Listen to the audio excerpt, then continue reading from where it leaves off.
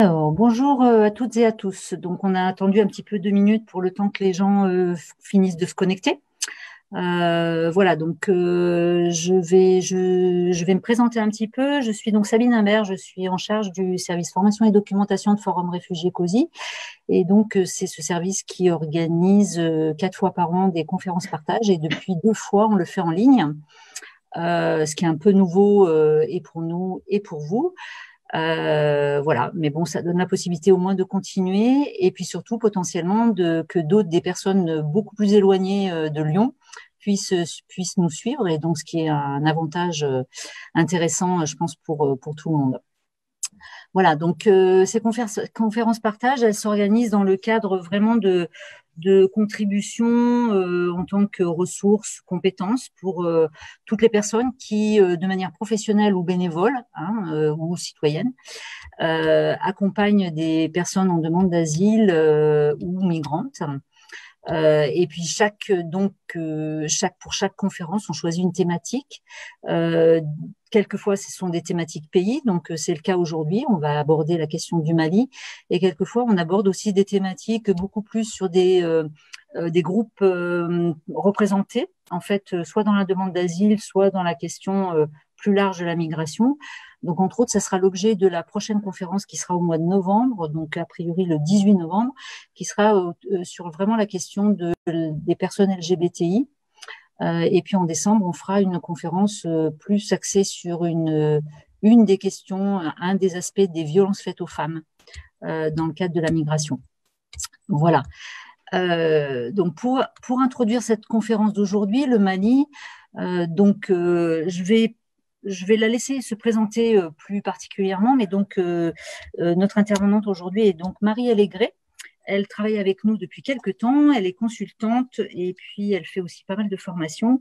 Et entre autres, elle est vraiment une experte sur la gestion civile des crises et des transitions politiques. Donc, elle connaît bien le Mali. Voilà. Et comme on s'interrogeait un petit peu sur ce pays qui est dans les médias en tout cas dont on entend parler, d'autant plus cet été puisqu'il y a eu un coup d'État militaire, donc potentiellement ça peut être enfin, peut avoir pour conséquence un départ de personnes du Mali selon les régions. Et donc on s'interroge sur cette migration et aussi sur cette question de la demande d'asile en France. Voilà, donc ça nous paraissait intéressant de pouvoir demander à Marie Allégret de nous présenter un peu plus la configuration géopolitique, les enjeux, comment cette transition est en train de se gérer, les conséquences que ça pourrait avoir pour mieux comprendre ce pays. Voilà, alors pour vous dire aussi, donc ça c'était pour le thème, pour vous dire en termes de fonctionnement, donc il va y avoir 1 heure d'intervention de Marie Allégret sans coupure. Pendant ce temps, vous pouvez poser toutes vos questions, soit si vous êtes sur Zoom, donc à travers le questions et réponses, le Q&R. Donc n'hésitez pas, et de toute façon, nous, il y a 2 personnes qui récupéreront ces questions et on va les reposer en deuxième partie, en deuxième heure à Marie Allégret pour qu'elle puisse y répondre. Et pour ceux qui nous suivent sur Facebook, c'est pareil, on va récupérer vos questions et on les prendra en compte. Voilà. Donc, je vous souhaite une bonne conférence et puis à tout à l'heure. Oui, bonsoir à toutes et à tous. Merci beaucoup d'être avec moi ce soir et merci à Forum Réfugiés COSI de m'avoir invité à parler ce soir. Alors, la première chose, j'ai envie de rebondir. En fait, la première chose que j'ai envie de dire, c'est que finalement, de parler du Mali, c'est quelque chose de difficile. C'est difficile parce qu'en fait, il y a plusieurs crises au Mali qui s'imbriquent toutes les unes dans les autres, qu'il est difficile d'accéder au terrain parce qu'il y a énormément de combats, tout simplement. Du coup, il va être difficile de démêler le vrai du faux, et ça, c'est quelque chose de très important. Et puis enfin, ce sont des crises, ce sont des alliances, des mouvements qui sont en perpétuelle mouvance, en fait. Il n'y a rien de véritablement pérenne, si ce n'est malheureusement les crises. Alors, je vais commencer en fait à partager avec vous ma présentation. Donc, juste un tout petit instant. Voilà, hop, tac, c'est fait. Voilà, c'est bon. Alors, ce soir, en fait, la tâche qui m'incombe, donc elle est difficile, on l'a compris, mais surtout, j'espère que je vais pouvoir vous démontrer qu'il y a un certain nombre d'éléments, et d'éléments assez importants, qui concourent finalement au départ du Mali. Alors, j'ai déjà dit que c'était difficile, vous avez entendu le mot crise. Comment sommes-nous arrivés finalement à une crise? Eh bien, plutôt que de repartir au niveau de l'indépendance, etc., on va commencer par la crise politico-sécuritaire de 2012. Donc, crise sécuritaire. Alors là, je vous ai mis une carte, en fait. Je fais juste un petit aparté. C'est l'une des rares cartes où vous aurez les 10 régions véritablement du Mali. La plupart des personnes prennent des cartes qui ne sont pas encore à jour. Donc, nous avons bien 10 régions. Donc, crise sécuritaire dans toute la partie nord, qui est ici, je vous montre avec la souris, et puis crise politique à Bamako, presque, j'ai envie de dire, simultanément. Alors, qu'est-ce qui s'est passé dans le nord? Bien, en fait, c'est une alliance temporaire, j'insiste sur le mot temporaire, entre deux groupes, les uns étant des groupes djihadistes. On sait que AQMI, Al-Qaïda et au Maghreb islamique étaient dans le nord du Mali depuis 2003. Donc ça, c'est un premier groupe. Et puis un deuxième groupe qui est celui plutôt de mouvements rebelles Touareg qui se sont joints le temps, pendant quelques mois finalement, avec des agendas les uns et les autres très différents.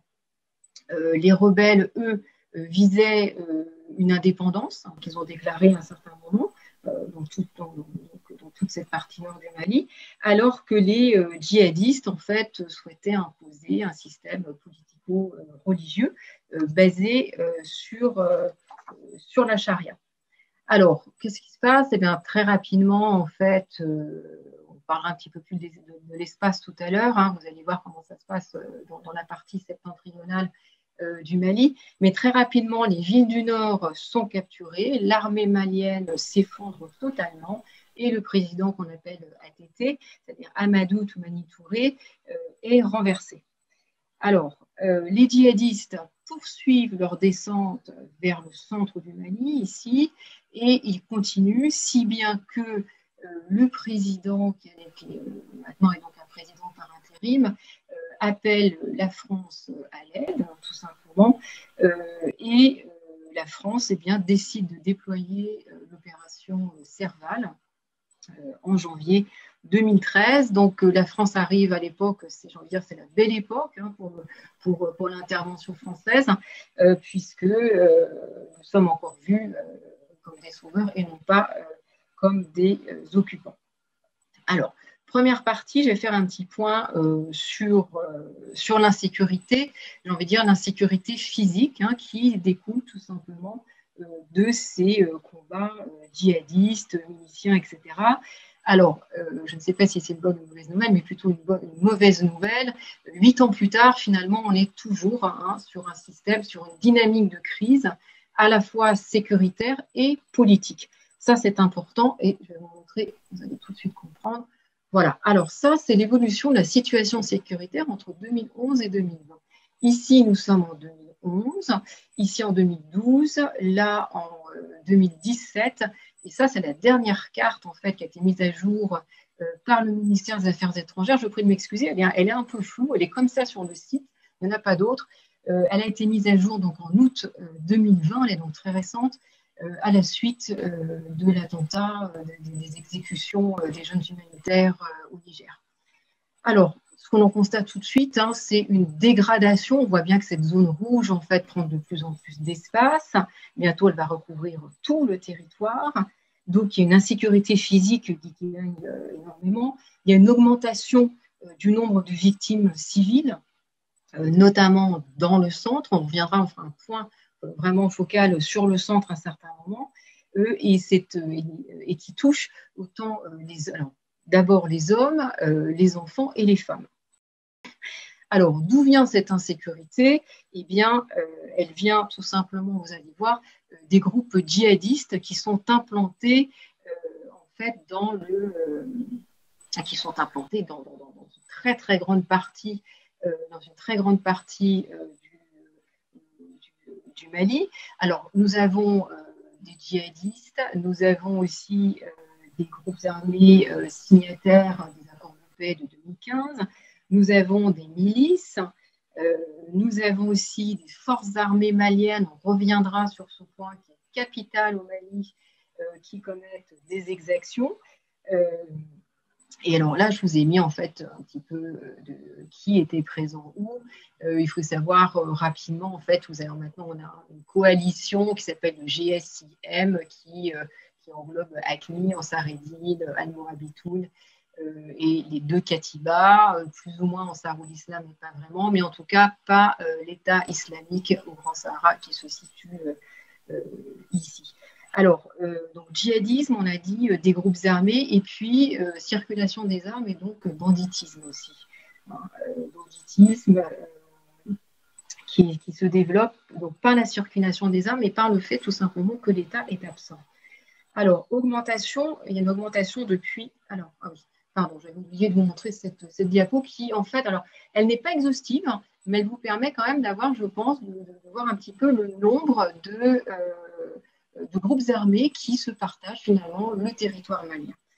Voilà. Ça, ce sont donc le nombre de victimes. Donc expansion, attendez, je cherche, voilà.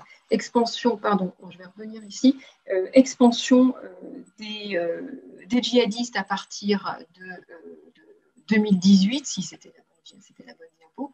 Donc 2018, on voit bien qu'il y a une augmentation dramatique du nombre de victimes civiles. À partir de 2018, c'est le moment finalement où les djihadistes s'implantent dans le centre du Mali. D'accord ?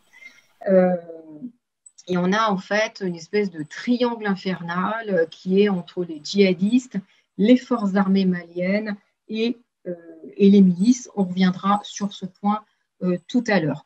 On a donc une insécurité galopante avec un nombre de déplacés très important. Donc la carte date de septembre 2020 et on voit déjà, on reverra cette carte un petit peu plus tard quand on parlera du centre, mais on voit déjà que le nombre de déplacés est particulièrement important dans le centre du Mali. Et puis en deuxième point, c'est le point des trois frontières en fait, où se trouve le Barkhane principalement.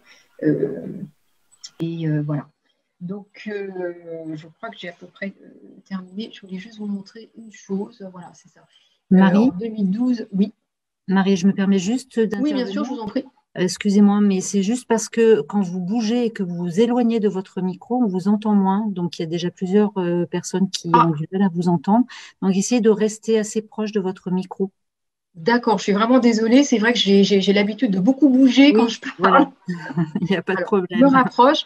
N'hésitez pas à faire à me faire coucou comme ça et je comprendrai qu'on ne m'entend pas. Oui, merci. Voilà. Alors, je reprendrai tout à l'heure pour les personnes si besoin dans les questions-réponses. Je voulais juste terminer avec ces diapos, en fait, vous montrer l'augmentation du nombre de victimes à chaque fois qu'il y a une crise, bien évidemment.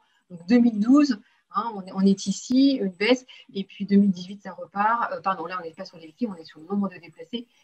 Là, on a atteint, donc en 2020, l'année n'est pas terminée, mais malgré tout, on a déjà dépassé largement le nombre de déplacés internes que l'on avait pendant la crise de 2012. Voilà. Très bien, je passe donc à la suite. J'espère qu'on m'entend toujours. Alors, conséquences de cette crise sécuritaire, quelles sont-elles? Eh bien, on a une crise aussi humanitaire. On a une insécurité humaine, ce qu'on appelle l'insécurité humaine ou la sécurité humaine. Ce sont tout simplement les besoins fondamentaux qui sont normalement pourvus par l'État, qui là ne le sont plus. Alors, je vous donne quelques exemples en matière d'éducation, par exemple, si on parle des enfants. Il y a déjà un retard très important en matière d'éducation au Mali, mais là, on cumule. Alors, en ce moment, on est encore en pandémie de Covid, donc toutes les écoles sont fermées. Il y a 3,8 millions d'enfants au Mali. Même si on n'était pas en période de pandémie, le taux d'enfants qui ne peut pas être scolarisé en lien avec l'insécurité, eh bien, s'élève quand même à 10%, principalement dans le centre du pays. D'accord ?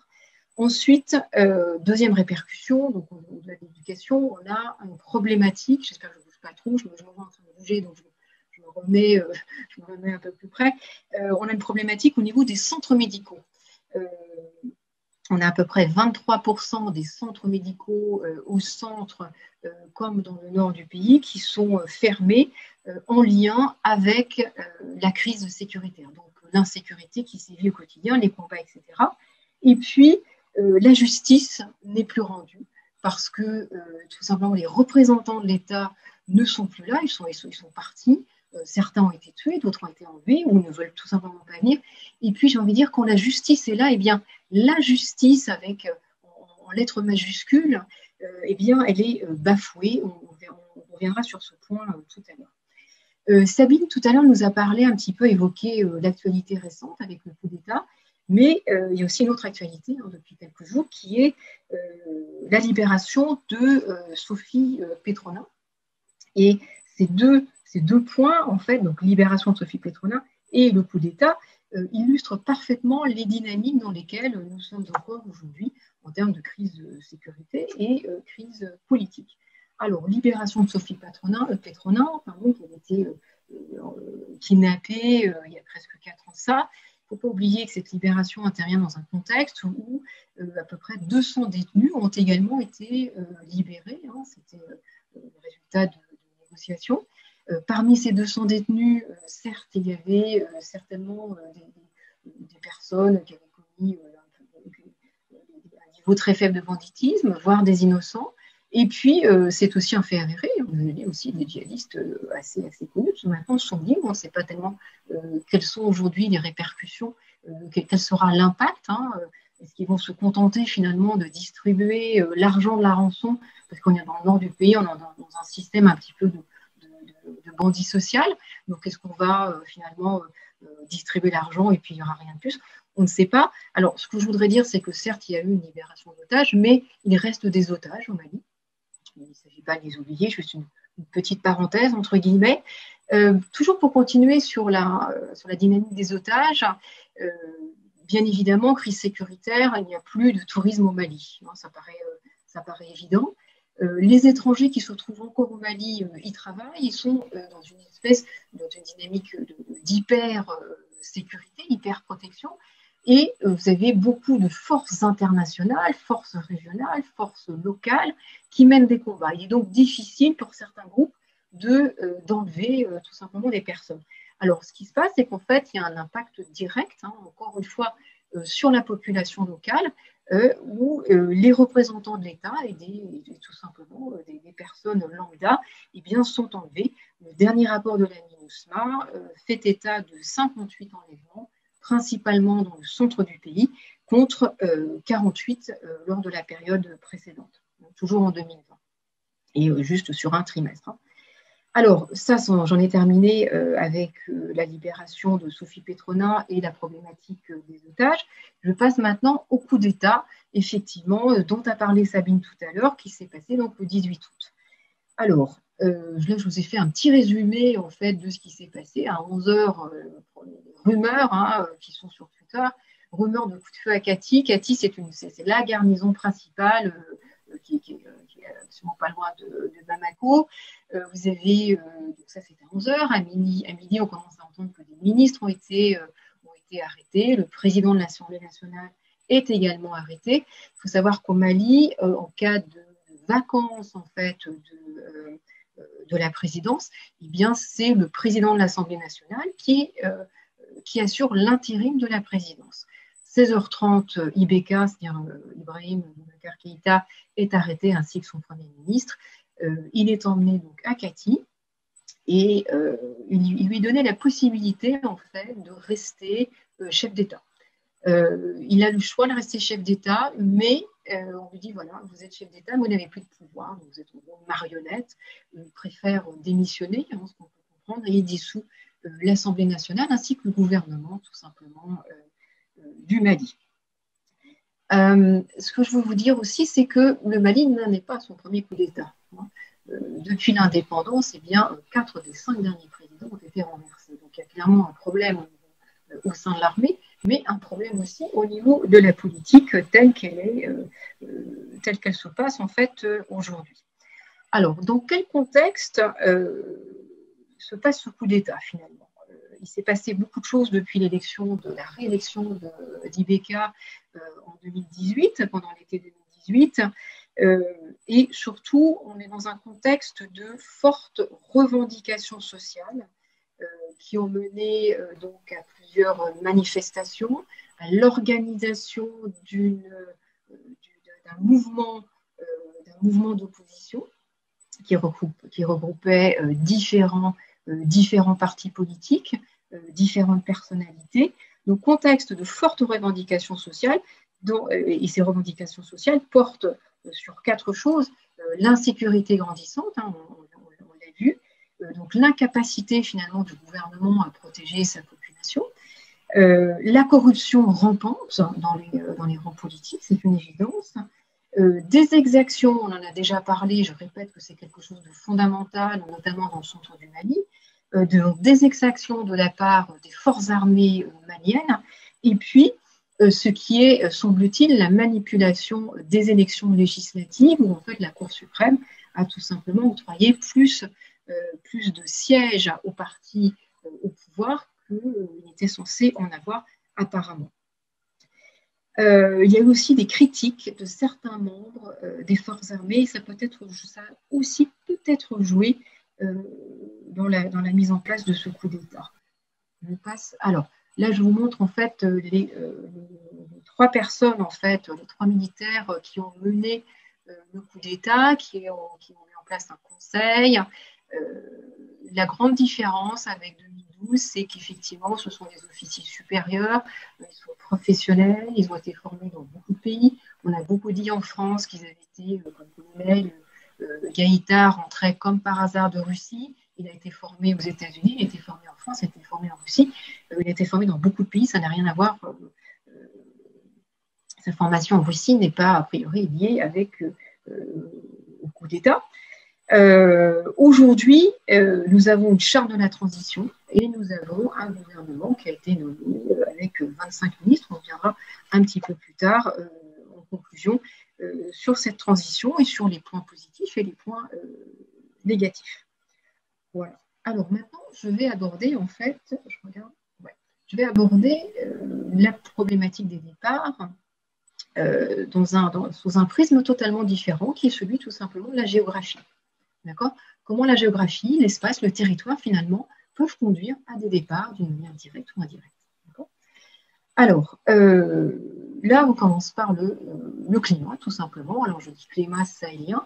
Le Mali est un pays du Sahel. Alors, le Sahel, qu'est-ce que c'est ? C'est une bande de territoire qui est ici. Vous suivez la ligne en violet, ici, tout simplement, qui s'étend de l'océan Atlantique à l'océan Indien, et qui est caractérisé, pour la plupart des pays en tout cas, l'exception faite de la Mauritanie, par une zone, dans la partie septentrionale étant dans un climat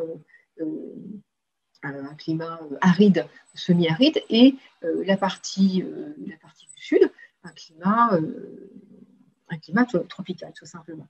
Dans les années 70-80, certains d'entre vous se souviennent peut-être des épisodes de sécheresse qui ont été extrêmement mal gérés.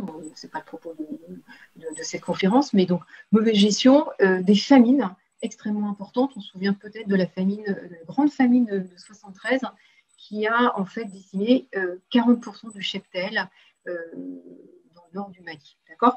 Ce soir, je ne vous parle pas de sécheresse. On est dans un contexte de changement climatique, et c'est là-dessus que je veux insister, parce qu'en fait, le nord du Mali, pour une des premières fois, a subi des pluies extrêmement fortes, diluviennes, et qui ont conduit en fait donc à des inondations d'une part, et d'autre part à des eaux stagnantes. Inondations, OCHA estime que 11 000 personnes aujourd'hui sont sans maison, sans vivres, enfin ont perdu en tout cas une maison, des vivres, voire du bétail, donc une insécurité humanitaire, une insécurité économique. Ça, c'est dans le nord. Et puis, ici, on est bien dans le nord. Et puis, deuxième conséquence des pluies diluviennes, c'est en fait les eaux stagnantes. Alors, le sol ne peut pas tout simplement absorber, c'est un sol très très sec, hein, donc il n'est pas capable d'absorber des pluies diluviennes. Ce qui se passe avec les eaux stagnantes, c'est que, eh bien, elles sont un terreau fertile, fantastique pour le développement du paludisme. D'accord ? Donc, cette année dans le Nord, on a 2 à 3 fois plus de cas de palud. Vous vous souvenez peut-être que 23% des centres de santé sont fermés dans le Nord pour des raisons purement sécuritaires.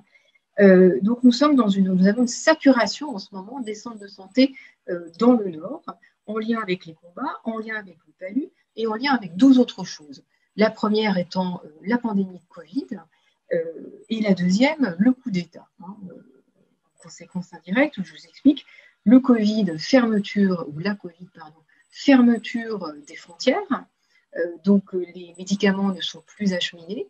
Ensuite, vous avez les gens ne vont pas forcément travailler, donc les médicaments ne sont pas fabriqués. D'accord ? Donc, première chose. Deuxième chose, après le coup d'État, la CEDEAO met en place des sanctions. Elle ferme, sa première action est de fermer les frontières. Les médicaments ne sont certes pas impactés directement par la fermeture des frontières, mais les procédures administratives, déjà complexes au départ, le sont encore plus à cause de ces sanctions. Résultat, le Mali, il y a 3 semaines de retard dans l'acheminement des médicaments et aujourd'hui, le Mali a seulement un tiers des besoins en médicaments. Alors, étant donné que je viens de parler de la Covid et on n'en parlera plus après, a priori, je fais juste un petit point Covid. On a l'habitude en ce moment en France de faire beaucoup de points Covid, donc pourquoi pas au Mali. 3296 cas confirmés et 132 décès. Donc on est vraiment très très loin, et c'est tant mieux, de l'hécatombe que l'on avait prévu, mais ça ne retire strictement rien à l'insécurité sanitaire du moment. Alors, je passe à 3 diapos. Je vais vous montrer 3 diapos en même temps et je vais faire des allers-retours entre chacune. D'accord ? Donc la première, là vous avez donc une diapo qui porte sur les distances, d'accord ? Ensuite, la densité de la population et puis enfin les aires de répartition des Touaregs. D'accord ? Ce que j'ai envie de dire, c'est que parce que les distances sont si importantes, hein, on les voit, 1400 km ici, ici, je ne vous ai pas mis de flèche parce que ça aurait été un petit peu compliqué, donc, en gros 1800, 1600, 1800 km. Le Mali, c'est un territoire 2 fois et demi comme la France. D'accord ? Donc, parce que les distances sont importantes, parce que la densité est extrêmement faible dans la partie septentrionale du Mali, ici on est à moins de 5 habitants au kilomètre carré, parce que les paysages sont lunaires, hein, on les voit un petit peu ici, et puis on connaît les paysages du désert, parce qu'ils sont lunaires et parce qu'ils sont changeants au gré du vent, et enfin que les Touaregs sont répartis sur plusieurs pays. La carte n'est pas totalement vraie, il y a un petit coin ici Touareg, hein, mais en gros on a quand même une bonne idée de la répartition des Touaregs.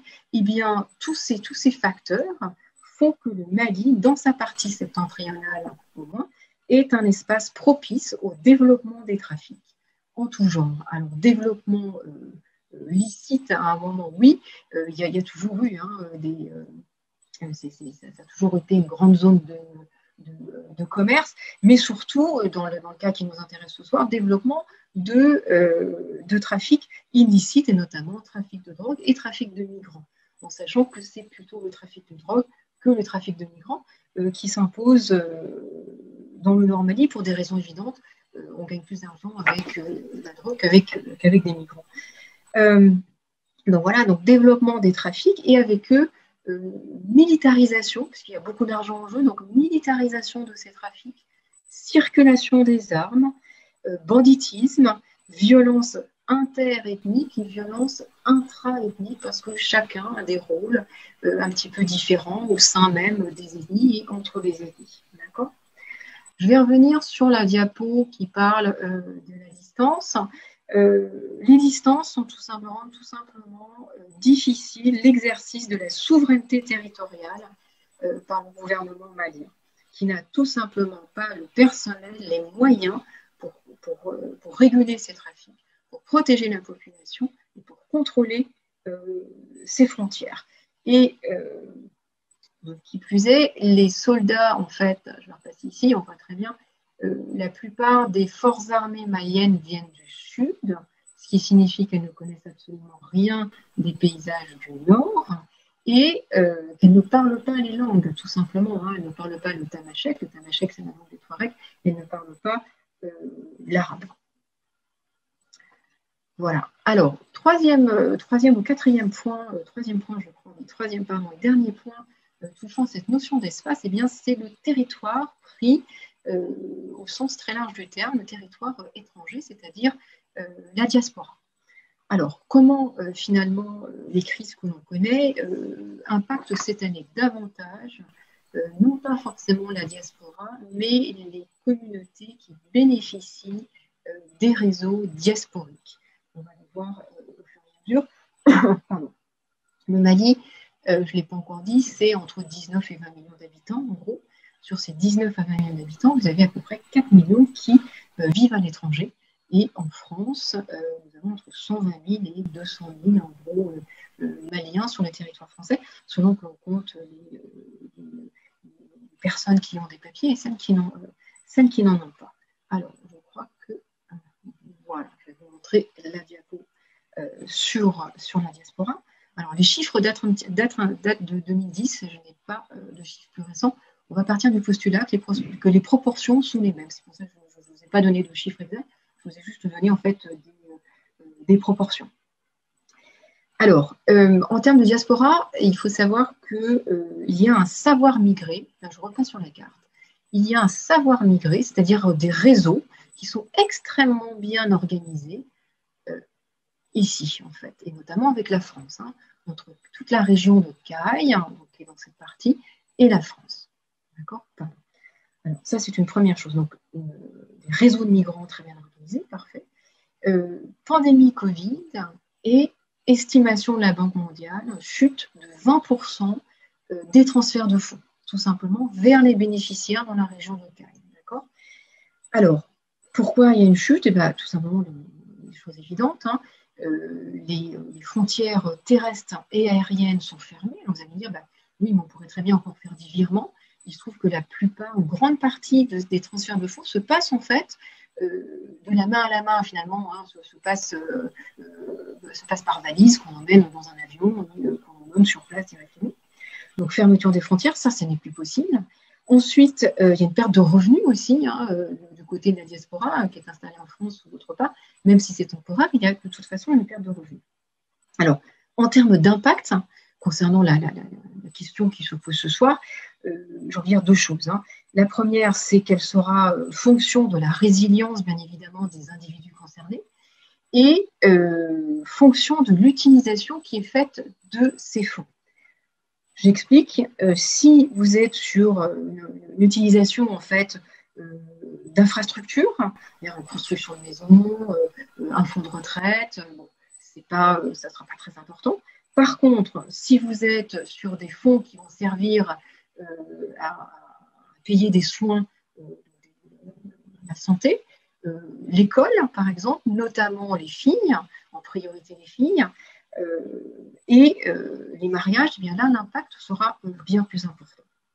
Et puis, je reste et je termine sur cette partie diasporique, ce sont les lieux de migration. Alors, vous allez voir, hein, vous le voyez en même temps que moi, les migrants maliens migrent d'abord dans ce qu'on appelle la sous-région. La sous-région, ce sont tout simplement les pays d'Afrique de l'Ouest, hein, avec en priorité la Côte d'Ivoire, le Burkina, le Niger, et le Niger et la France sont à peu près à égalité.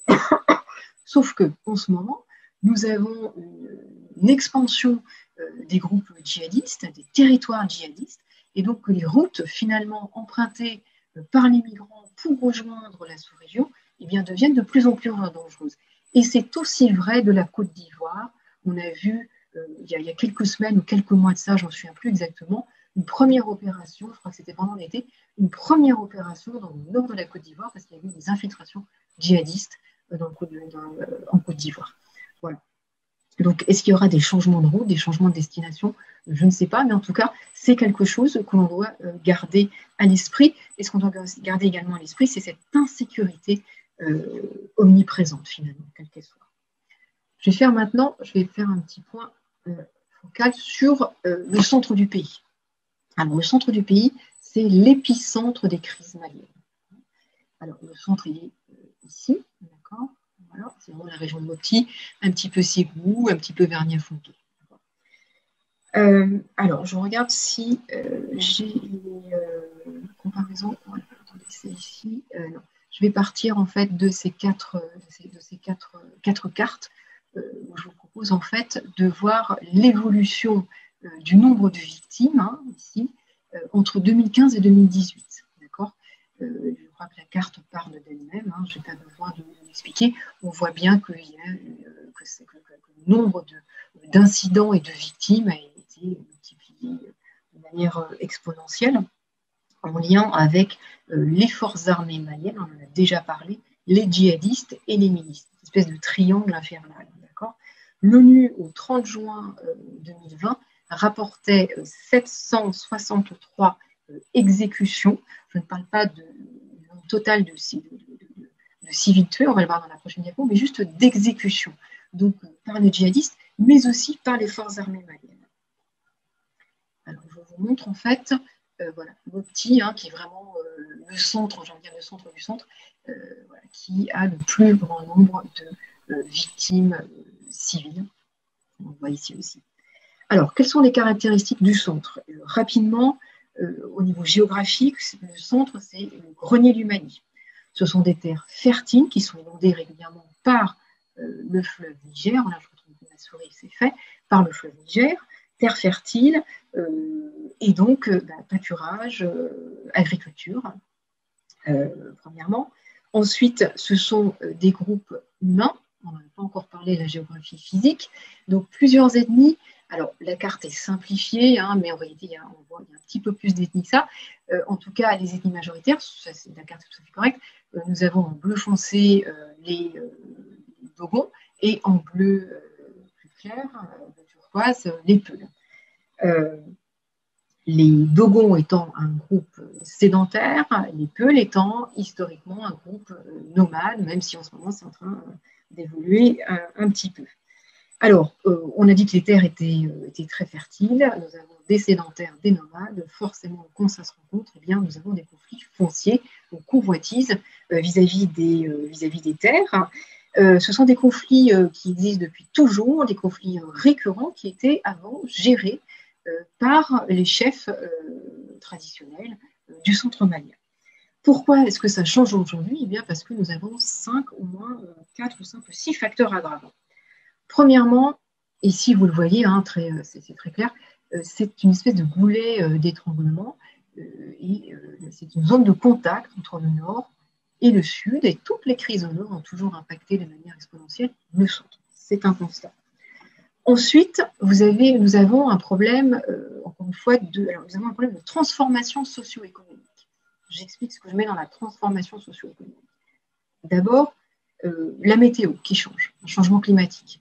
Avec, cette fois-ci, on n'est pas sur des pluies plus abondantes, comme on l'a dit tout à l'heure pour le nord, mais sur une absence de pluie au centre. Et en fait, sur les 40 dernières années, 20%, la pluviométrie a chuté de 20%, ce qui est énorme en termes de répercussions socio-économiques, de répartition des rôles, etc. Ensuite, vous avez une démographie. La démographie est très intéressante et très importante. Et surtout, ce que je veux dire, c'est que le Mali n'a pas engagé de politique de restriction des naissances. C'est l'un des rares pays qui n'est pas ce type de politique. Et donc, nous avons une démographie en hausse constante, et notamment chez les Dogons. Les Peuls aussi, on connaît une croissance démographique, mais c'est encore davantage le cas dans les communautés Dogons. Donc, avec une pression, bien évidemment, sur les terres. Chacun a besoin de davantage de terres. Ensuite, vous avez la décentralisation et la modernité qui font que les chefs traditionnels ont perdu leur capacité d'influence, notamment dans la gestion des conflits, et de tous les conflits, pas uniquement les conflits fonciers, de tous les conflits. Ensuite, alors là, je crois que j'ai une photo, je vais vous montrer une photo. Je sors en fait, je sors de la transformation socio-économique pour passer au troisième point, qui est celui de la présence d'un prédicateur Peul. Voilà, j'avoue ne pas avoir choisi la meilleure photo. Bon, donc présence d'un prédicateur Peul qui s'appelle Amadou Koufa. Il y a plusieurs orthographes, donc je vous ai mis Koufa comme ça, mais vous pourrez la retrouver sous une autre orthographe. C'est un personnage qui a créé le FLM, c'est le Front de Libération des Massina, ou encore la Katiba Massina, c'est exactement la même chose, juste pour parler de la même chose. Katiba, c'est une brigade, d'accord? Donc, présence de ce prédicateur Peul, vous vous souvenez peut-être, mais pas forcément, qu'il fait partie de la coalition du GSIM, dont on a parlé tout à fait au début. Le GSIM, c'est le groupe de soutien à l'islam et aux musulmans.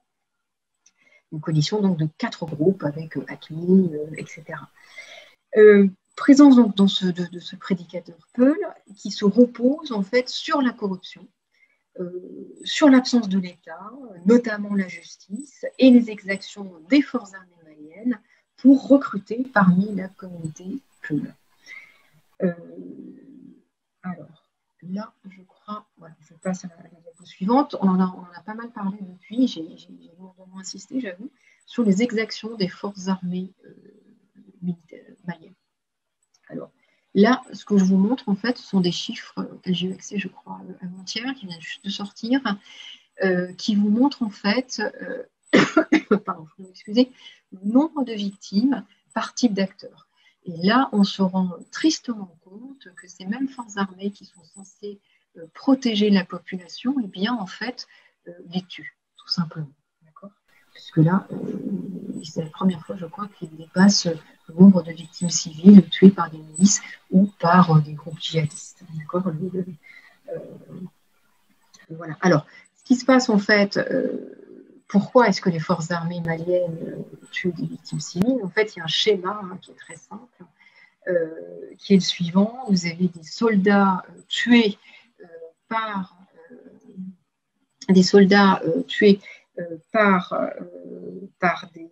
des communautés supposées Peul, et derrière, vous avez tout simplement une série de représailles, la vengeance du sang, par le sang, et ils tuent, j'ai envie de dire, tous azimuts, alors peut-être pas à ce point, mais enfin, vous avez des enfants et des vieillards qui sont tués. Il est quand même difficile de penser qu'ils faisaient partie d'un groupe djihadiste. Donc, vous avez un terrible amalgame qui se passe avec les Peuls. D'accord ?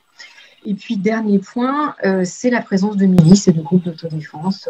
Vous avez, avec une milice d'autodéfense la plus célèbre, la plus tristement célèbre, qui s'appelle Danna Ambasagou, qui est responsable du massacre d'Ogosagou en 2019, au cours duquel 160 personnes ont été tuées, dont 46 enfants. Alors, je vais rapidement passer. On a déjà vu ces diapos. C'est juste pour vous rappeler que, compte tenu des circonstances dans le centre du Mali, eh bien, le nombre de déplacés est particulièrement important dans cette région malienne. Donc, là, juste pour conclure sur le centre, et avant de passer à deux autres focales, je voulais juste vous dire, donc, dans le centre de Mali, on a particulièrement peur pour sa vie, on a très peur aussi pour ses enfants. Les derniers chiffres de l'ONU font état de 85 enfants tués et 49 enfants mutilés uniquement dans le centre du Mali. Voilà. Je passe, pas uniquement dans le centre du Mali, mais principalement dans le centre du Mali. Je passe maintenant à pourquoi, on reste bien évidemment sur cette question, pourquoi sommes-nous candidats au départ quand on est malien ou malienne, et là en l'occurrence quand on est malienne. Donc, je vais faire un petit point sur les femmes. Alors, si vous pensiez que la situation avant n'était pas terrible, eh bien, pour ce qui touche à la question des femmes, c'est la même chose malheureusement. Et là, je ne suis pas du tout certaine que nous allions dans la bonne direction. Alors, en termes de départ, les départs sont motivés par un besoin de protection de soi en tant que femme ou pour protéger sa fille ou ses filles. L'article 2 de la Constitution malienne garantit clairement l'égalité entre les hommes et les femmes, mais il n'en est rien dans les faits, soyons clairs. Là, je vous ai fait un petit récapitulatif. qui est très rouge, un petit peu l'orange, mais enfin principalement rouge. Deux choses à dire. Déjà, il n'y a aucune loi spécifique qui s'intéresse à la violence basée sur le genre, et il n'y a aucune loi sur l'excision, ce qui est extrêmement rare parmi les pays qui pratiquent l'excision. On va reparler un petit peu de l'excision tout à l'heure. Première chose. Ensuite, il y a des lois effectivement sur le mariage, mais des lois qui sont extrêmement discriminatoires. C'est pour ça que c'est en orange. La partie excision, je l'ai mis en fait en orange parce qu'il y a une loi et une circulaire sur laquelle on peut s'appuyer dans le cadre d'une excision, mais enfin, ça reste extrêmement limite. Alors, deux projets de loi ont été tentés, l'un en 2002, l'autre en 2009, puis 2009. Les deux ont avorté, en fait, ils ont été bloqués au Parlement. Celui de 2009 a été finalement validé par le Parlement en 2011, à la suite de beaucoup de manifestations de rue. Et en fait, donc, nous avons un nouveau code de famille, certes, mais qui a été totalement, quasiment épuré en fait, des lois qui protégeaient les femmes. Donc nous avions, parmi ces lois, il y avait la reconnaissance du mariage civil. On pourra peut-être revenir, pas pendant la conférence, mais tout à l'heure, sur les questions du mariage. L'âge du mariage était de 18 ans, plutôt de 16 ans en ce moment. Il y avait une égalité devant l'héritage, égalité devant la garde des enfants, égalité homme-femme, tout ça a quasiment disparu. Le Mali a été condamné par la Cour africaine des droits de l'homme de l'époque en 2018 parce qu'on était estimé que cette loi, le Code de la famille de 2011, ne respectait pas, violait le droit des femmes et était discriminatoire. Voilà.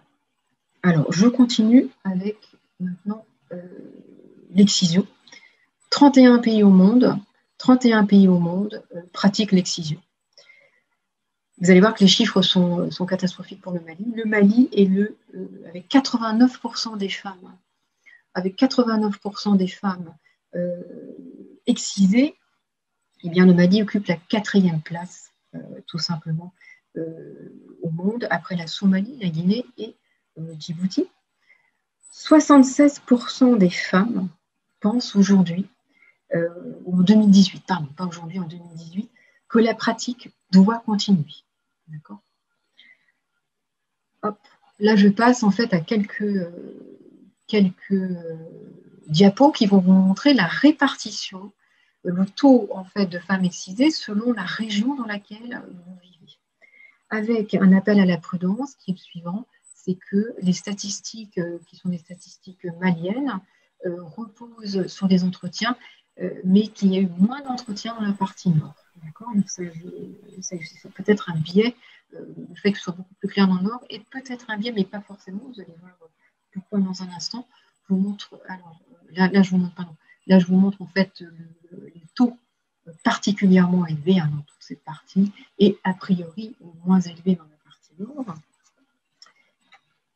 Et je vais vous montrer, voilà, ça c'est intéressant. Ici, nous avons des données de 2006, ici les données de 2018. Alors, très peu de différence. Par contre, en 2006, il y avait des moments de combat dans le Nord, ce qui laisse donc penser que eh bien, les chiffres que nous avons ici sont plutôt corrects, à confirmer, mais pourraient être corrects. Mais très peu de différences. Les différences qu'on a, on va dire que ce sont certainement des biais statistiques, une évolution, je ne sais quoi. En tout cas, ils ne sont vraiment pas notoires. Même parfois, on note une augmentation, notamment à Caille, à Bamako, à Sikasso, à Ségou. Voilà. Par contre, ce qui est intéressant, en ce qui nous concerne, c'est qu'il y a des véritables différences en termes de type d'excision. D'accord ? Alors, ce soir, je ne vais pas du tout rentrer dans les détails de qu'est-ce que c'est qu'une excision, quels sont les types, mais je vous donne juste quelques chiffres entre 2006 et 2018, la progression sur les types. Et on voit en fait qu'en 2006, on avait 3% au niveau des entailles, 25% en 2018, une hausse qui s'explique par la baisse des chaires enlevées. On avait 76% en 2006, 41% en 2018, et la forme d'excision la plus grave passe de 10% et diminue très peu, puisqu'nous sommes à 8% en 2018. Voilà.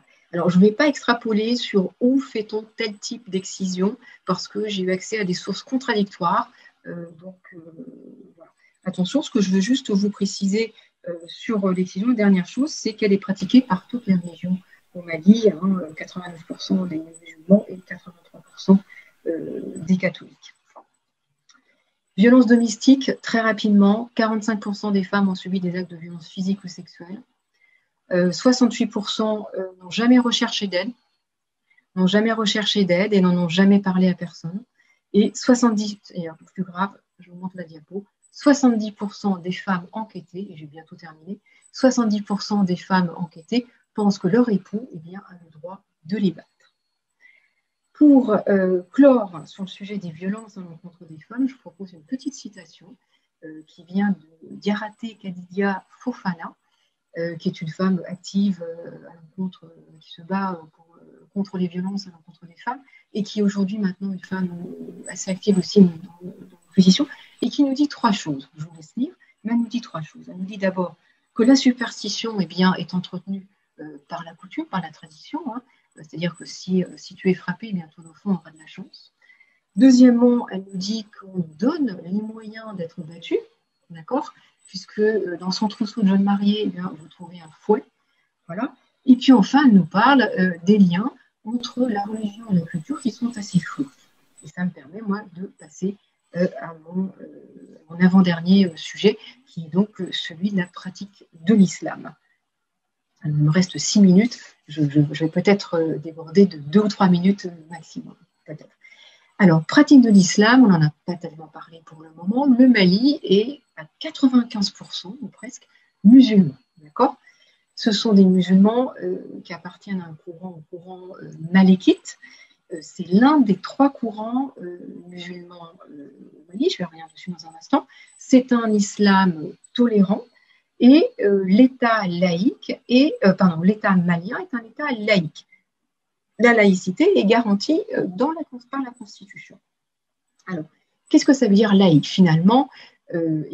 C'est une laïcité à la malienne, d'accord ? C'est-à-dire que vous avez une liberté de culte, mais que les affaires politiques et religieuses sont fortement intriquées, d'accord ? Je reviens sur les 3 courants, parce que je vous le dis, je vous les donne. Malékite, c'est le plus courant, tolérant. Les soufis, alors les soufis, c'est un deuxième courant très important. Et puis, en termes de pourcentage, largement moins important, ce sont les courants rigoristes, avec un mot souvent qui fait peur en Europe, qui est le mot wahhabite. Bon. Ces courants sont représentés par des leaders religieux. Je ne vais pas vous parler du leader malékite parce qu'il est très influent vraiment au niveau de la religion, mais il a très très peu d'influence en termes vraiment au niveau politique. D'accord ? Donc, les 2 principaux, et là je vous montre, voilà. Ici, nous avons l'imam Mahmoud Dicko, qui est plutôt rigoriste. Il se défend d'être wahhabite, mais j'ai écouté un entretien donné par un entretien sur RFI en 2013, où il dit clairement « je suis wahhabite ». Donc, il a peut-être évolué, je ne sais pas, ou il s'est peut-être rendu compte que ce n'était pas tellement à la mode. Et ici, nous avons le shérif de Nuro, qui est donc le patron, en fait, des soufis. Je vais mettre, voilà. Je passe à la diapo suivante, qui est celle de l'imam Mahmoud Dicko. C'est un orateur hors pair, il parle différentes langues, c'est un intellectuel. Il sait vraiment très très bien haranguer les foules. Alors, maintenant, il a un poids très très important dès lors que l'on parle du code de famille, des soumissions des femmes, de la protection des femmes, de la non-protection, du manque de protection des femmes, des filles, etc. C'est lui. Alors, quelques éléments d'ambiance maintenant concernant en fait la pratique de l'islam, pour vous rendiez compte que le combat pour les femmes, les filles et les communautés LGBTI n'est pas gagné. Alors, là, ce sont des chiffres en fait, des statistiques qui font état de la pratique de l'islam. On ne va pas forcément s'intéresser à ça aujourd'hui. On voit que finalement, ce sont des musulmans, mais j'ai envie de dire, pas forcément rigoristes, puisqu'on n'avait que 18% des musulmans qui connaissent le pilier de l'islam dans le désordre. Dans l'ordre, c'est 2%. Beaucoup plus inquiétant, ce sont ces 2 chiffres ici. 55% des personnes pensent que la charia devrait être appliquée dans la perspective du code de la famille. Donc, en gros, c'est soumission de la femme, excision. Et 47% code pénal. Là, on est pas uniquement, mais sur des pratiques telles que des mutilations, on coupe les mains, on coupe un pied, etc. D'accord. Je regarde si je veux dire autre chose. Oui, j'ai d'autres diapos. Soutient l'application de la charia. On se rend compte qu'à Bamako, qui est pourtant la capitale, assez moderne, eh bien, finalement, on se trouve dans la moyenne, et que Caille, qui est une région à partir de laquelle les migrants partent assez souvent, et notamment vers la France. On a déjà parlé de ce savoir migrer. Et donc, à Caille, c'est à Caille que la charia serait la plus soutenue si on posait la question, quand on a posé la question aux enquêtés. Alors, je regarde ici. Oui, alors ça, c'est très important. Là, je vous ai fait un petit tableau récapitulatif, en fait, entre les 3 courants musulmans. L'imam Diko, donc plutôt rigoriste wahhabite, Haïdara, on n'en a pas parlé, il est malékite, et puis le shérif de Nuro, soufi. Là, j'ai envie de dire, ma première remarque par rapport à ça, c'est qu'en ce moment, on se dit, finalement, le courant soufi, on a une approche assez romantique du courant soufi. On pense aux derviches tourneurs, etc. Là, on se rend compte que finalement, quand on traite du code de la famille ou de l'éducation sexuelle, eh bien, les 3 mouvements pensent exactement la même chose. Ça, je crois que c'est important d'en avoir conscience. L'éducation sexuelle, alors Haïdara était un petit peu moins contre, mais Diko et Nuro étaient fermement opposés à un livret de l'éducation sexuelle qui devait sortir il y a 2 ans, donc il n'est absolument pas sorti. Et puis là, on parle en fait des destructions dans le nord du pays. Même Diko était extrêmement critiqué parce qu'il n'a pas en fait, il n'a pas condamné les attentats de Bamako en 2015 tout de suite, et la même chose pour la destruction des mausolées dans le nord. Haïdara et Nuro ont trouvé en fait les mausolées sont importants pour eux, donc je ne sais pas si c'est un élan du cœur ou si c'est juste par intérêt personnel que finalement ils ont condamné tout ça. Là, je vous montre, je vous laisse lire des propos tenus par l'imam Marwan Diko. D'accord ? Ils sont en 2 temps, il faut être juste. Il a aussi dit quelque chose de positif, mais enfin, la première phrase, je crois, résume assez bien quand même la mentalité. Les hommes ont provoqué Dieu, il parle des attentats de Bamako en 2015 au Radisson Blu, qui a tué 22 personnes. Et là, il dit, les hommes ont provoqué Dieu, la colère de Dieu est liée à la présence d'homosexuels et de barres. D'accord ? La deuxième partie est plus raisonnable. Donc voilà, et je crois, voilà.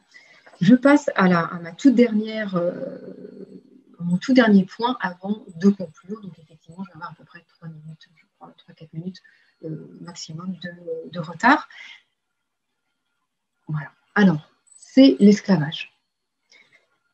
L'esclavage se pratique dans toutes les régions du Mali, d'accord, au sein de tous les groupes. Elle se pratique soit de manière interethnique, avec une forme de caste, tout simplement. Vous avez des castes supérieures et des castes inférieures, soit entre intergroupes où vous avez certaines ethnies, certains peuples qui vont en fait être prédestinés plus ou moins à être les esclaves d'autres peuples. C'est le cas des Dogos, et ça c'est aussi un facteur important au niveau de l'histoire, c'est le cas des Dogos vis-à-vis des peuples. C'est un sujet extrêmement tabou, c'est vrai au Mali, c'est vrai dans tout le Sahel, mais c'est vrai au Mali. Et les esclaves dont on entend le plus parler, ce sont les esclaves finalement de l'ethnie, alors voilà, je vous la montre ici, de l'ethnie Soninké, qui est ici, voilà, dans toute cette partie marron, et notamment, encore une fois, à Caille. Vous vous souvenez qu'on a des réseaux, on a un savoir migré qui est en place à Caille, entre Caille et la France, et pourquoi finalement on a la connaissance de ces esclaves qui sont dans la caste des Komo, K-O-M-O, eh bien tout simplement parce que la diaspora malienne en France essaye de les aider, de soutenir ces captifs ou anciens anciens captifs. Voilà. Je crois avoir terminé. Il me reste juste à conclure. Alors, je suis d'un naturel optimiste. Donc, j'ai envie d'être optimiste et de dire, ben oui, le coup d'État aura servi à quelque chose. Hein. C'est le 4e, il aura servi à quelque chose. C'est une opportunité pour le Mali. Mais tout dépend finalement de comment va se mettre en place. Et là, pour l'instant, on ne sait pas véritablement encore comment la transition va se mettre en place dans les jours qui viennent, dans les semaines qui viennent et dans les mois qui viennent. La transition va durer 18 mois. À la fin de cette transition, en temps normal, nous aurons des élections pour revenir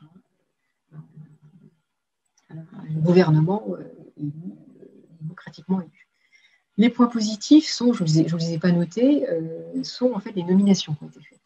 Nomination président, Premier ministre, des personnages qui ont bonne presse au Mali et au sein de la communauté internationale.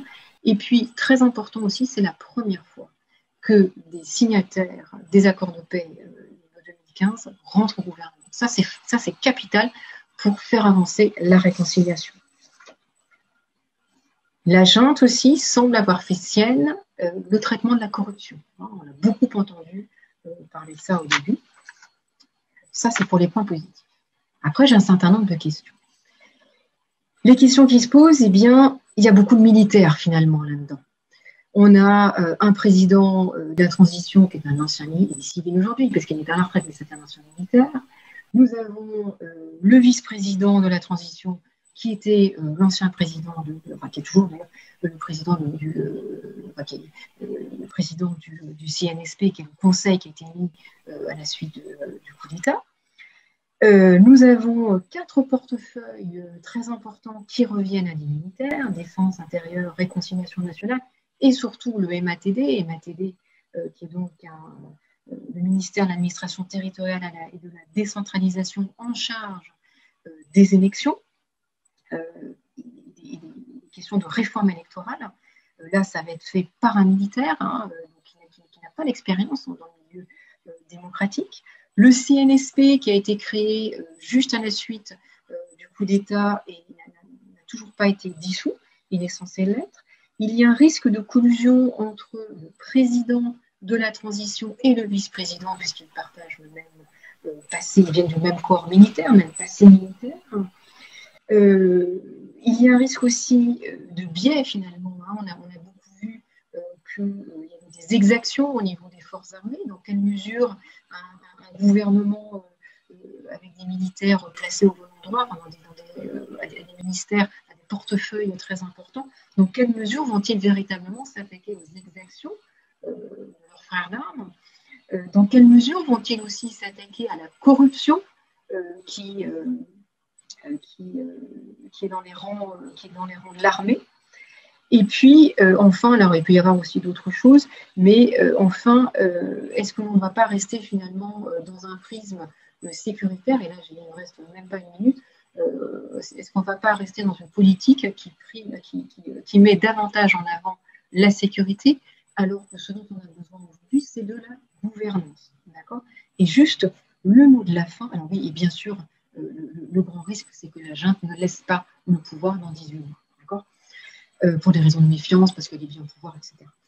Le mot de la fin, c'est j'espère vous avoir démontré que les Maliennes, les Maliens, tout âge, tous les âges, sont victimes d'insécurité plurielle, qu'il y a des victimisations, qu'il y a des doubles victimisations, c'est-à-dire qu'on est victime de 2 choses en même temps, mais qu'il y a aussi, et malheureusement, des revictimisations. C'est-à-dire qu'on a d'abord été victime une première fois, et puis qu'à un certain moment, on a été victime une deuxième fois. Je pense par exemple au camp de réfugiés, au camp de déplacés à Bamako, qui a été victime d'un feu. Je ne sais pas du tout en ce moment, on ne sait pas où sont. Je ne sais pas ce que l'État a fait, mais à mon avis, très très peu de choses. C'était un camp de 3800 personnes, donc une revictimisation avec un impact très fort sur les capacités de résilience des uns et des autres. Voilà. Et tout ça pour vous dire que être candidat au départ, on peut comprendre et que ça risque peut-être d'augmenter. Voilà, j'en ai terminé. Je vous remercie de m'avoir écouté pendant cette première partie de la soirée. J'espère que vous m'entendez surtout.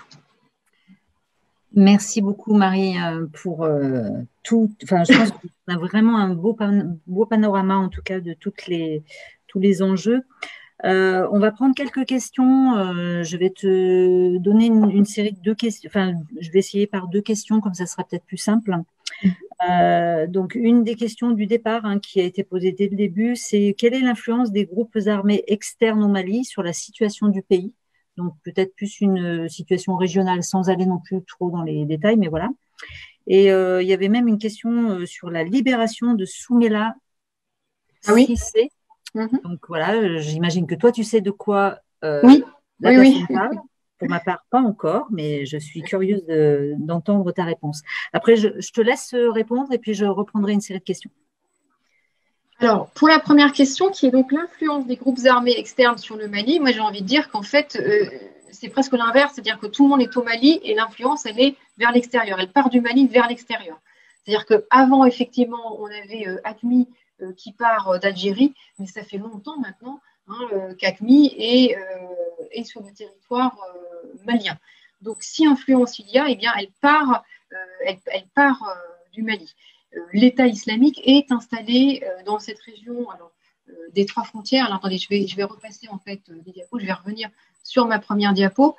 Voilà, 3 frontières, c'est par ici, et c'est là, j'en reviens, voilà, ici. Vous avez donc l'État islamique qui est ici, qui déborde effectivement sur le Niger, etc. Mais j'ai vraiment envie de dire, l'influence, elle part du Mali et elle s'étend aux pays alentours, notamment le Niger, le Burkina, une situation absolument catastrophique. Et la grande crainte du moment, c'est en fait que ces groupes djihadistes cherchent à atteindre les côtes d'Afrique de l'Ouest. D'accord ? Donc ça, c'est pour la première question. Et concernant la libération de Soumaïla Cissé, je ne sais pas si c'est un commentaire ou une question finalement. Alors, Soumaïla Cissé est le chef de file de l'opposition malienne. D'accord ? Il était le candidat principal d'opposition pendant les élections de 2018 en face d'Ibeka. Il a été kidnappé alors qu'il était à Niafunké. Il est originaire de Niafunké. Je regarde si je peux vous montrer. Je cherche juste ça. Je sais que j'ai vu Niafunké quelque part, mais je ne sais plus. Ah si, voilà. Niafunké, ici, il était kidnappé le 25 mars alors qu'il battait campagne pendant les législatives qui ont lieu en mars et en avril au Mali. Et alors, il y a eu beaucoup de rumeurs par rapport à son kidnapping. À certains moments, on a même pensé que c'était finalement le gouvernement de Bamako qui aurait pu organiser son enlèvement. Apparemment, il n'en est strictement rien. Il est assez discret. Il a donné quelques entretiens. Je vous avoue que je n'ai absolument pas tout suivi parce que la libération est extrêmement récente. Ce que j'entends, c'est qu'il a été dans l'ensemble relativement bien traité, qu'il a été promené dans tout le Sahara. Il a été déplacé très très régulièrement et qu'en ce moment, il prend du recul par rapport à ce qui s'est passé. Voilà ce que je peux vous dire de Soumaïla Cissé. Pardon. Donc, merci. Donc, je vais prendre 2 autres questions. Il y a une personne qui demande juste de rappeler assez rapidement les 5 facteurs aggravants, sans les détailler, je pense, sur la situation sécuritaire du centre. Et puis, si tu peux donner, entre autres, quelqu'un qui avait été très intéressé sur les questions de violence contre les femmes, et si tu pouvais nommer quelques sources pour cette personne. D'accord. Je vais rester dans la même idée. Après, je repasserai à des questions plus autres, mais si tu peux aussi donner des conseils de lecture. D'accord. Alors, conseil de lecture. Alors, là, tu me poses une colle. J'en ai, c'est évident, mais je les ai plus. J'ai pas forcément les titres dans la tête. Là, j'en cherche juste pour pas faire d'erreur les 5 critères dont j'avais parlé concernant le centre. Je ne vais pas les détailler. C'est que 1, c'est une zone de contact. C'est une espèce de boulet d'étranglement. Donc, toutes les zones du Nord ont impacté le centre. 2, nous avons une transformation socio-économique et dans cette transformation socio-économique, nous avons plusieurs facteurs, météo, démographie très importante, décentralisation et modernité. volonté qui conduisent en fait à une perte d'influence des chefs traditionnels. 3, présence d'un prédicateur peul. On ne peut pas oublier, c'est pas possible. Avec une photo comme celle-là, on ne peut pas l'oublier. Donc, présence d'un prédicateur peul qui recrute dans les rangs peul, dans la communauté peul, pardon. Et puis, les exactions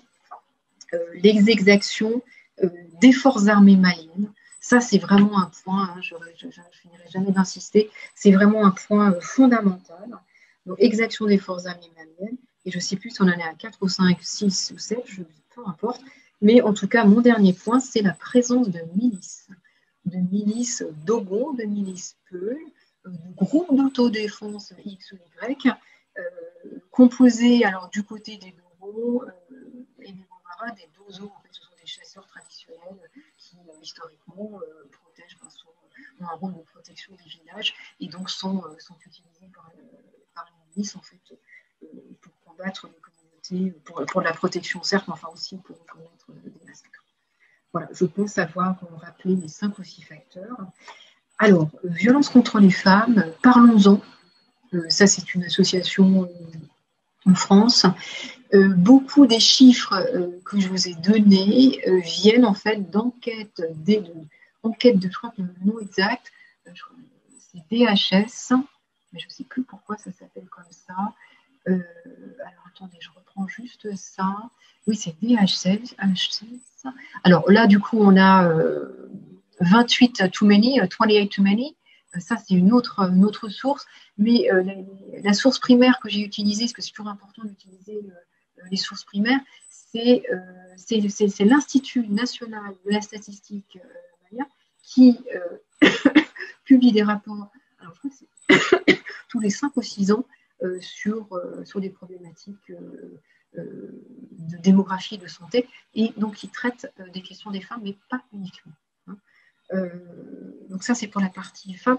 Je pourrais de toute façon vous envoyer, par le biais de Forum Réfugiés, vous envoyer d'autres lectures, d'autres rapports, si besoin.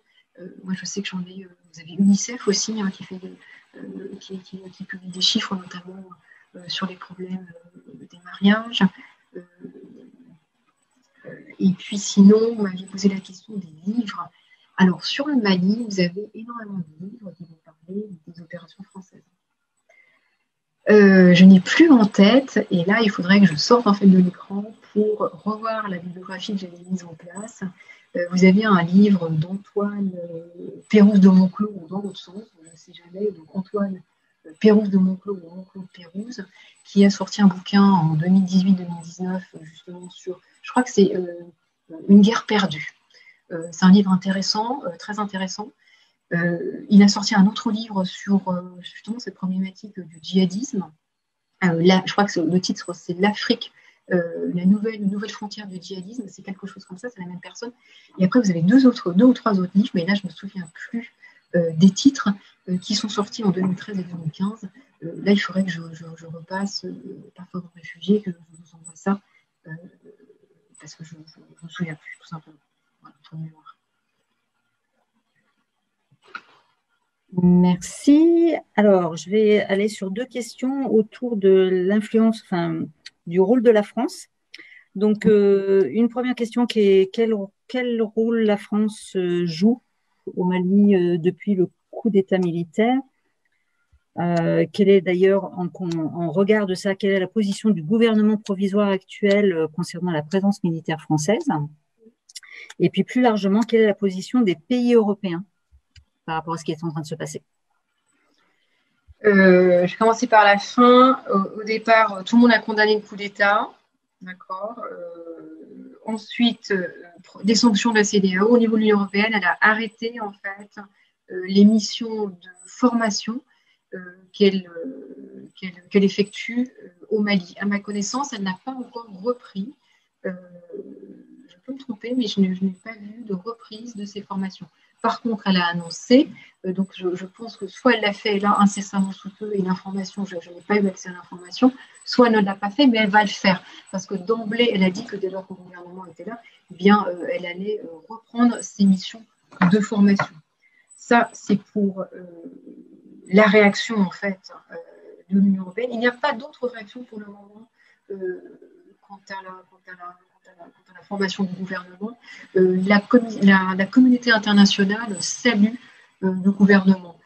L'ONU, il y a eu une réunion au siège de l'ONU, au Conseil de sécurité, qui avait invité en visio le président, enfin pas le président, le nom m'échappe, enfin le responsable de la MINUSMA, qui était très très clair. Hein, pour lui, il n'a pas dit que le coup d'État était une opportunité, mais que c'était bien parti, qu'il exprimait sa confiance. En même temps, c'est peut-être aussi son rôle, mais je pense qu'il le pensait.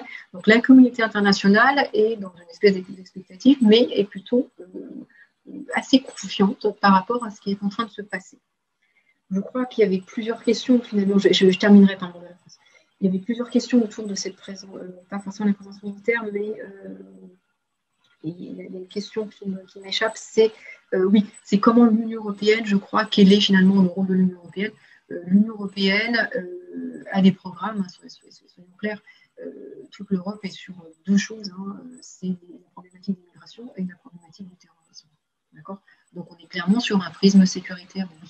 Il serait temps d'en changer, oui, mais pour l'instant, à ma connaissance, il n'y a pas eu de déclaration spéciale. Maintenant, la France a soutenu IBK tant qu'IBK est au pouvoir. On se souvient peut-être que l'ancienne ambassadrice au Mali a été renvoyée au bout de 2 ans. Hein, elle a quitté le Mali, elle a été démise de ses fonctions parce qu'elle ne s'entendait pas, elle était critique vis-à-vis d'IBK. Ça n'a pas plu. Aujourd'hui, elle termine malheureusement sa carrière un petit peu bizarrement. Donc la France soutient IBK tant que c'est possible, et puis dès lors que IBK a été renversé, c'est fini. Il n'y a absolument plus de soutien quelconque à la France, plus de soutien à IBK. À un certain moment, pendant l'État, certaines personnes, notamment la CEDEAO, réclamaient le retour d'IBK. La France n'a absolument jamais réclamé le retour d'IBK, elle était très claire, hein, c'est fini. Le rôle de la France par rapport au coup d'État, alors je ne suis pas certaine si c'est. Est-ce que la France a joué finalement un rôle pendant ce coup d'État? La question s'est beaucoup posée hein, sur les réseaux sociaux, dans les rangs, que ce soit des civils, des militaires, c'est beaucoup posé. La réponse, c'est pas forcément non. A priori, on ne sait même pas dans quelle mesure la France était véritablement au courant qu'un coup d'État allait se passer le 18 au matin. On ne sait pas si le gouvernement n'a pas découvert finalement ce qui se passait en même temps que tout le monde. Il n'y a rien qui laisse indiquer, alors je ne suis pas du tout dans le secret des dieux, hein, soyons très clairs, mais il n'y a rien qui laisse indiquer que la France ait joué un rôle dans ce coup d'État. Non. J'espère avoir à peu près répondu à la question, sinon n'hésitez pas, mais je reprendrai. Pardon.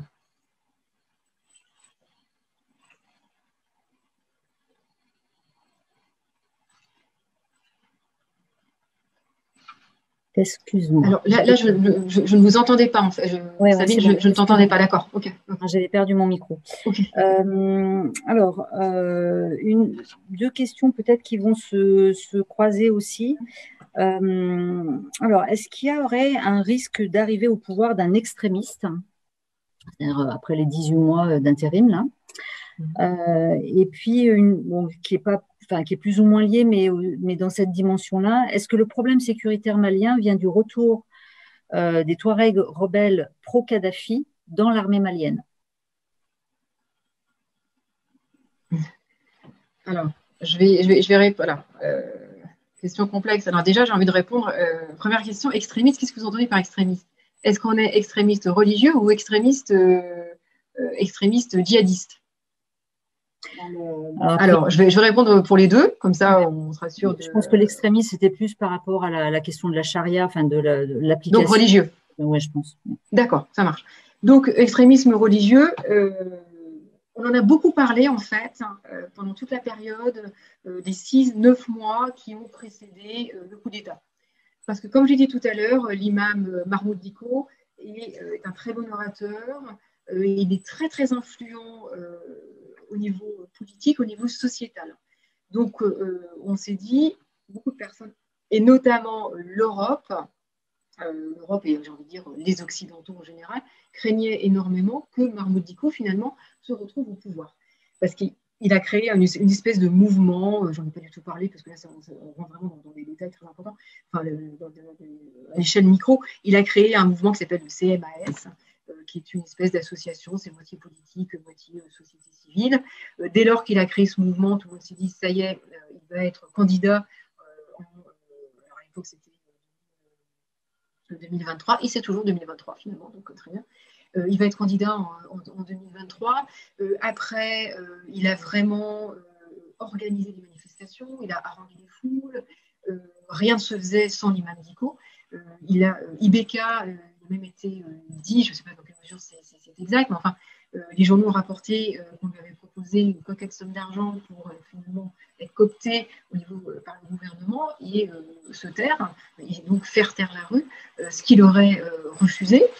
Il était encore très présent au niveau du M5, c'est un mouvement qui a été créé donc, le 5 juin par un collectif de personnages politiques. L'imam Dicko était la figure de proue du M5, mais il ne faisait pas pour autant partie du M5. À titre personnel, je ne pense pas qu'il se présentera. Maintenant, les choses peuvent changer. Bien évidemment, tout va aussi dépendre de comment se déroule cette transition. Mais je ne pense pas qu'il ait jamais souhaité, finalement, être à la tête du pays. Ça, je ne l'imagine pas. Pour les religieux, en fait, il est important de garder la main mise sur la société, sur comment cette société malienne évolue. Dès lors que vous êtes au pouvoir, eh bien, vous perdez la main mise. Vous n'avez plus de légitimité, en fait, auprès de vos adeptes, de vos partisans, des croyants, tout simplement. D'accord? Donc ça, je n'y crois pas.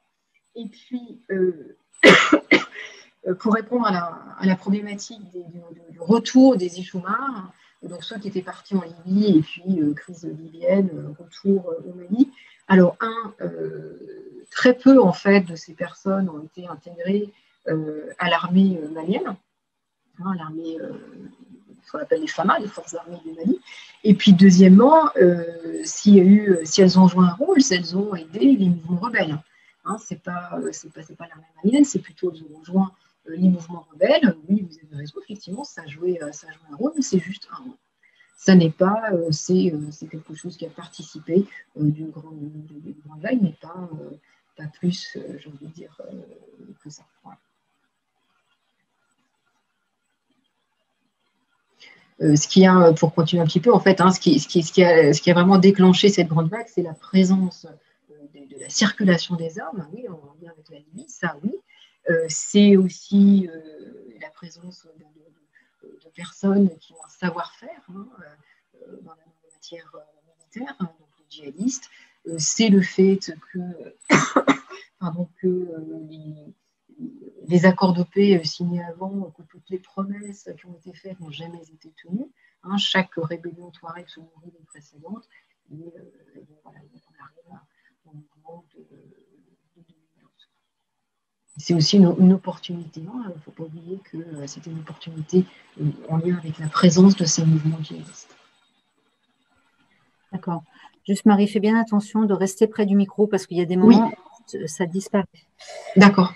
Deux autres questions. Donc, peut-être, enfin, voilà, par rapport à cette question des terroristes au Sahel, est-ce que la France et l'Union européenne sont en train de perdre cette bataille contre les terroristes au Sahel?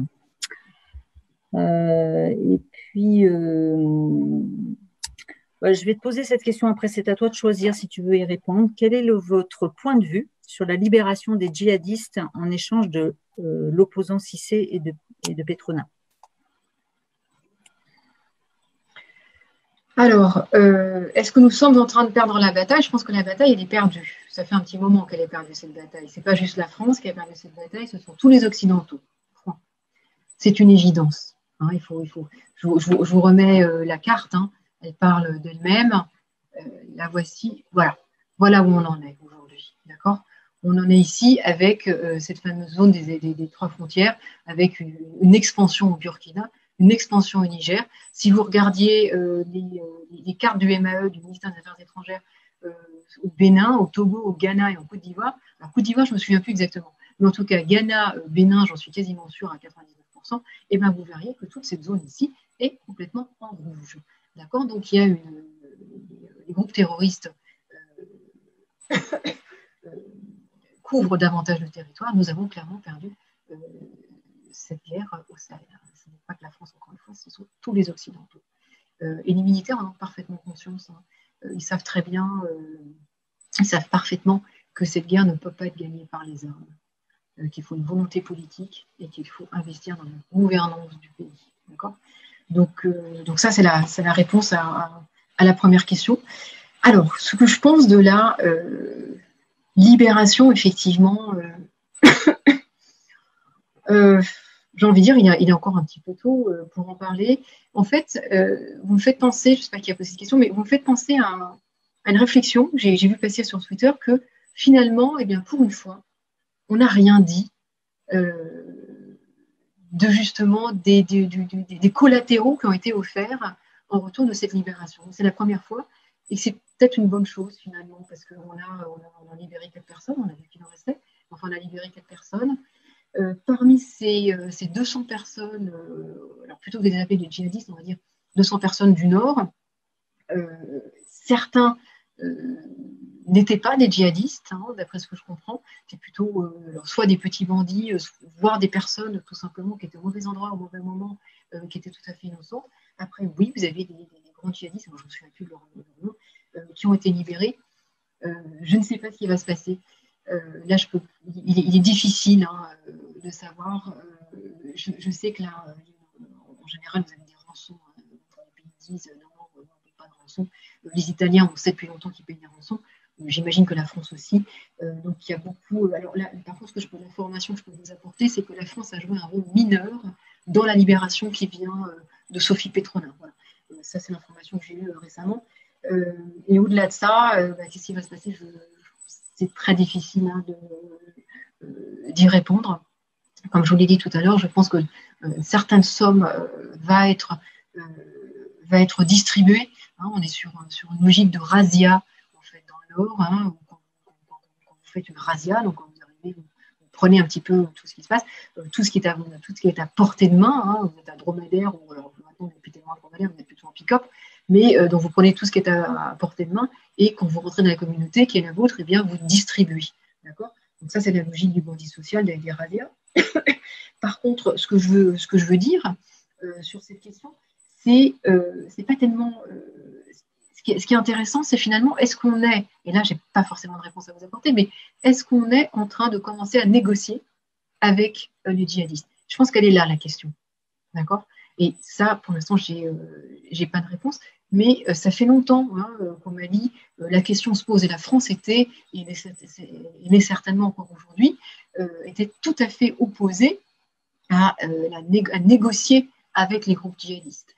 Il faut savoir qu'il y a eu ce qu'on appelle le DNI, le dialogue national inclusif, en 2019. Et qu'au sein de ce dialogue national inclusif, l'une des conclusions était de dire, eh bien, oui, il faut négocier avec les djihadistes.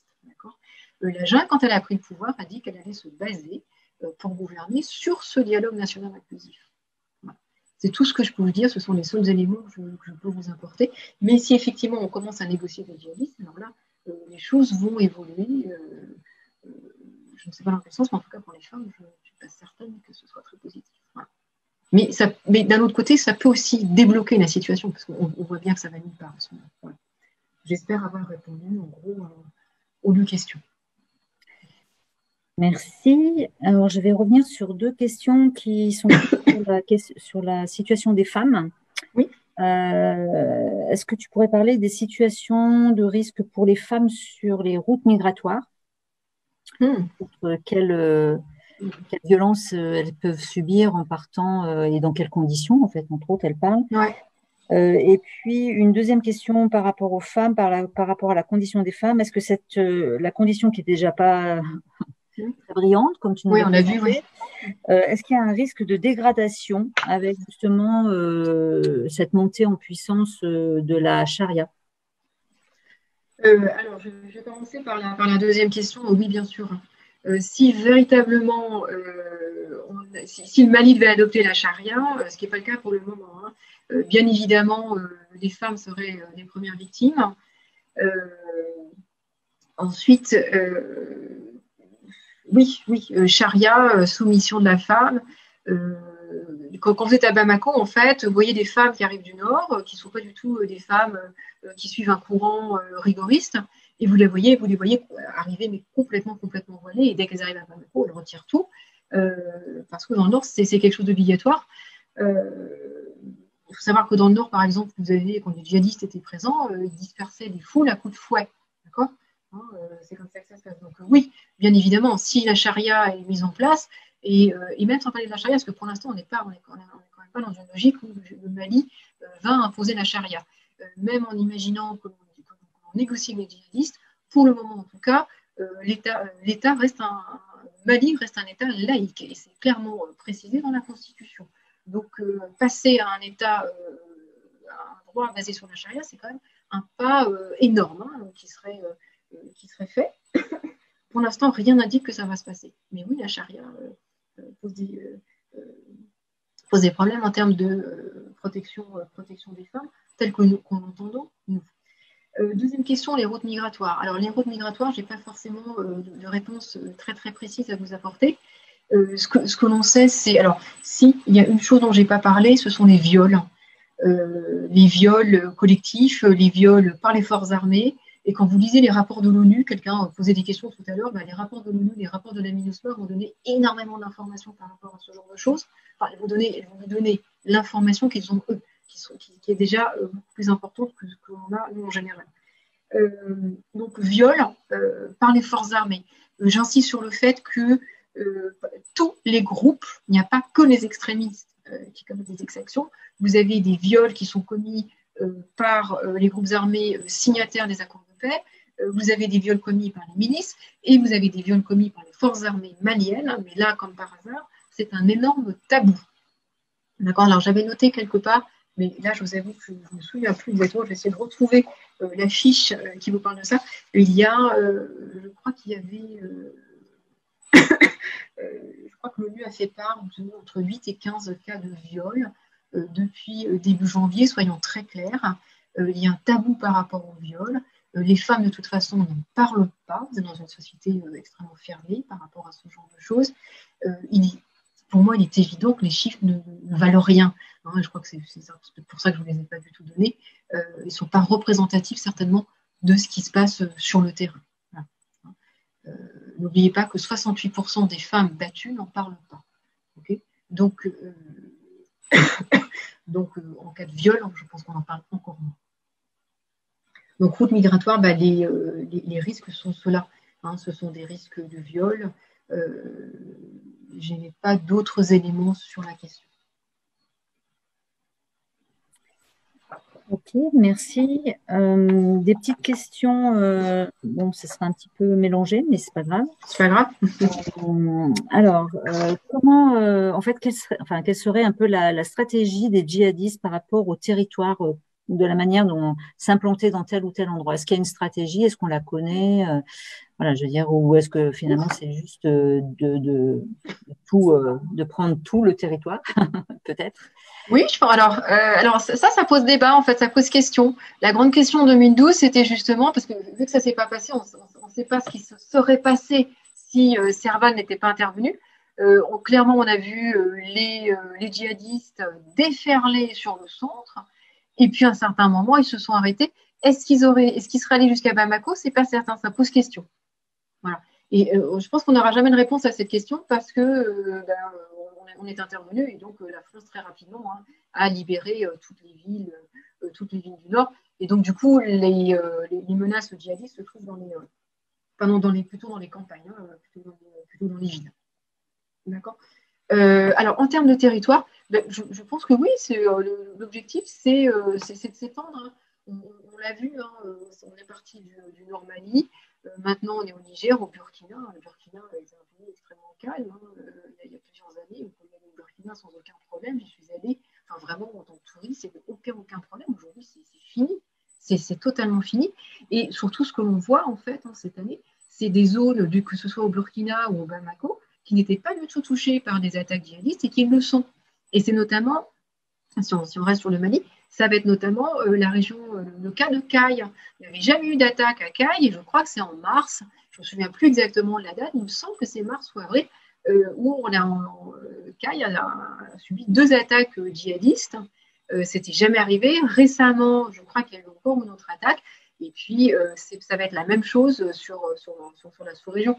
Donc, alors là, honnêtement, je ne suis pas une experte sur le terrorisme. Je ne peux donc pas vous dire quelle est la stratégie exacte des groupes djihadistes. Je n'ai jamais interviewé de djihadistes, en tout cas pas à ma connaissance. Mais je crois que quand on regarde ces cartes, il est assez simple de conclure qu'ils ne souhaitent pas rester juste à un endroit. En ce moment, il y a des combats assez forts entre justement cette coalition, si vous vous souvenez, de 4 groupes djihadistes, qui est le GSIM et l'État islamique au Grand Sahara. Alors, je vais juste essayer de repasser. Voilà, pardon. Ici, donc, le GSIM, avec mis en Saridine, Al-Mourabitoun, les Katiba, et puis soutenu par Ansarou, ils ne font pas partie de la coalition, donc c'est la même chose. Et puis l'État islamique qui s'est imposé ici.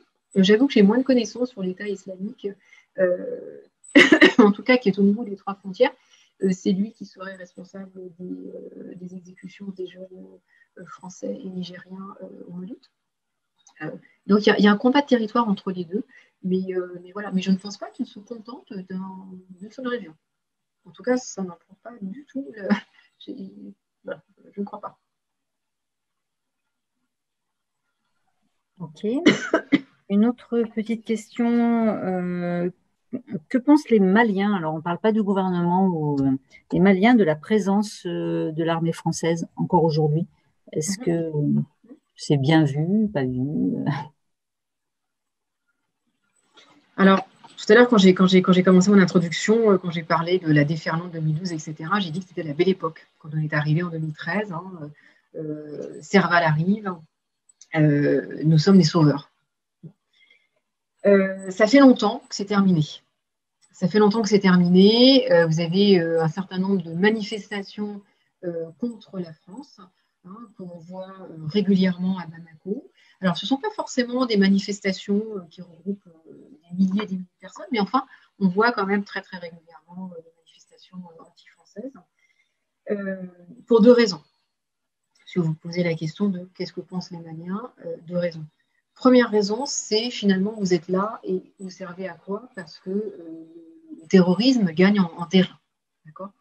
Deuxième raison, c'est que la France est accusée d'avoir travaillé avec des groupes armés, notamment dans le nord du Mali, et notamment des anciens mouvements rebelles. D'accord. Il faut savoir que le sud est extrêmement méfiant vis-à-vis du nord, qu'effectivement, quand l'armée française est arrivée à Kidal, alors Kidal, je vous montre sur la carte, c'est ici. Kidal, c'est vraiment le fief des Touaregs. Et bien, quand l'armée française est arrivée, elle était avec l'armée malienne. La France a refusé que l'armée malienne rentre dans Kidal pour 2 raisons. Alors, en tout cas, on peut émettre 2 hypothèses. La première, c'est que les Touaregs avaient massacré des soldats de l'armée malienne début 2012. Et donc, la France craignait qu'il y ait des représailles de sang par le sang en arrivant à Kidal. Et puis, deuxième hypothèse, et les 2 sont certainement correctes, peut-être que la deuxième porte sur la première, c'est tout simplement qu'il y aurait eu en fait des accords plus ou moins formels entre la France, enfin en tout cas l'armée française, et les mouvements rebelles basés à Kidal. Voilà. Alors, pour revenir sur le sentiment anti-français, donc là je vous ai donné les 2 raisons pour lesquelles la France n'est pas la bienvenue en ce moment. Ce que je voulais, il y a une autre chose que je voulais préciser, c'est que aussi ça dépend de la région. À Bamako, la France n'est vraiment pas la bienvenue. Dans le nord, il est possible que ce soit, ce que je comprends, c'est que c'est légèrement différent, qu'on voit davantage un petit peu l'intérêt, entre guillemets, d'avoir une opération française, mais je ne pense pas que ce soit flagrant, d'autant moins que nous ne sommes pas capables de protéger les informateurs, les personnes qui nous donnent des informations. D'accord. Voilà. Maintenant, au niveau personnel, hein, pour être allé au Mali, à Bamako, on va reparler avec énormément de personnes. Il n'y a pas, ça se passe très très bien. Voilà. Je vais quand même ajouter quelque chose de positif à la situation. Mais alors, ce que je veux dire, c'est que ils ne veulent pas de la France, mais en même temps, vous voyez les drapeaux qui disent ah mais on veut la Russie, on veut la Turquie. En termes de droits de l'homme, je suis désolée, mais je ne suis pas certaine que ce soit mieux. Voilà ce que je peux en dire. Il y a aussi une influence de la Russie, ça je vais en parler. Apparemment, la Russie essaierait de faire certaines choses au Mali et fomenterait en fait ce sentiment anti-français. Ça s'est passé dans un autre pays en République centrafricaine. Voilà. Ok, une petite dernière question alors, qui est un petit peu plus large. Hein, c'est à toi de voir si tu peux y répondre ou pas. L'action des pays impliqués dans le G5 Sahel est-elle nuisible au succès de la lutte contre le terrorisme? Alors, la première réponse qui me vient à l'esprit, en fait, il y en a deux. C'est bien, peut-être qu'il y en aura plus à la fin de mon intervention. La première chose, c'est que les soldats du G5 Sahel commettent, tout comme les forces armées maliennes, des exactions à l'encontre des civils. D'accord ? Donc ça, c'est nuisible. Première chose. Deuxième chose, le G5 Sahel, qu'est-ce que c'est? C'est un cadre de coopération interrégionale qui comprend 5 pays. J'arrive, on trouve juste la carte. Tac, tac, voilà. On a Mauritanie, Mali, Niger et le Tchad. Et là, on ne voit pas le Burkina.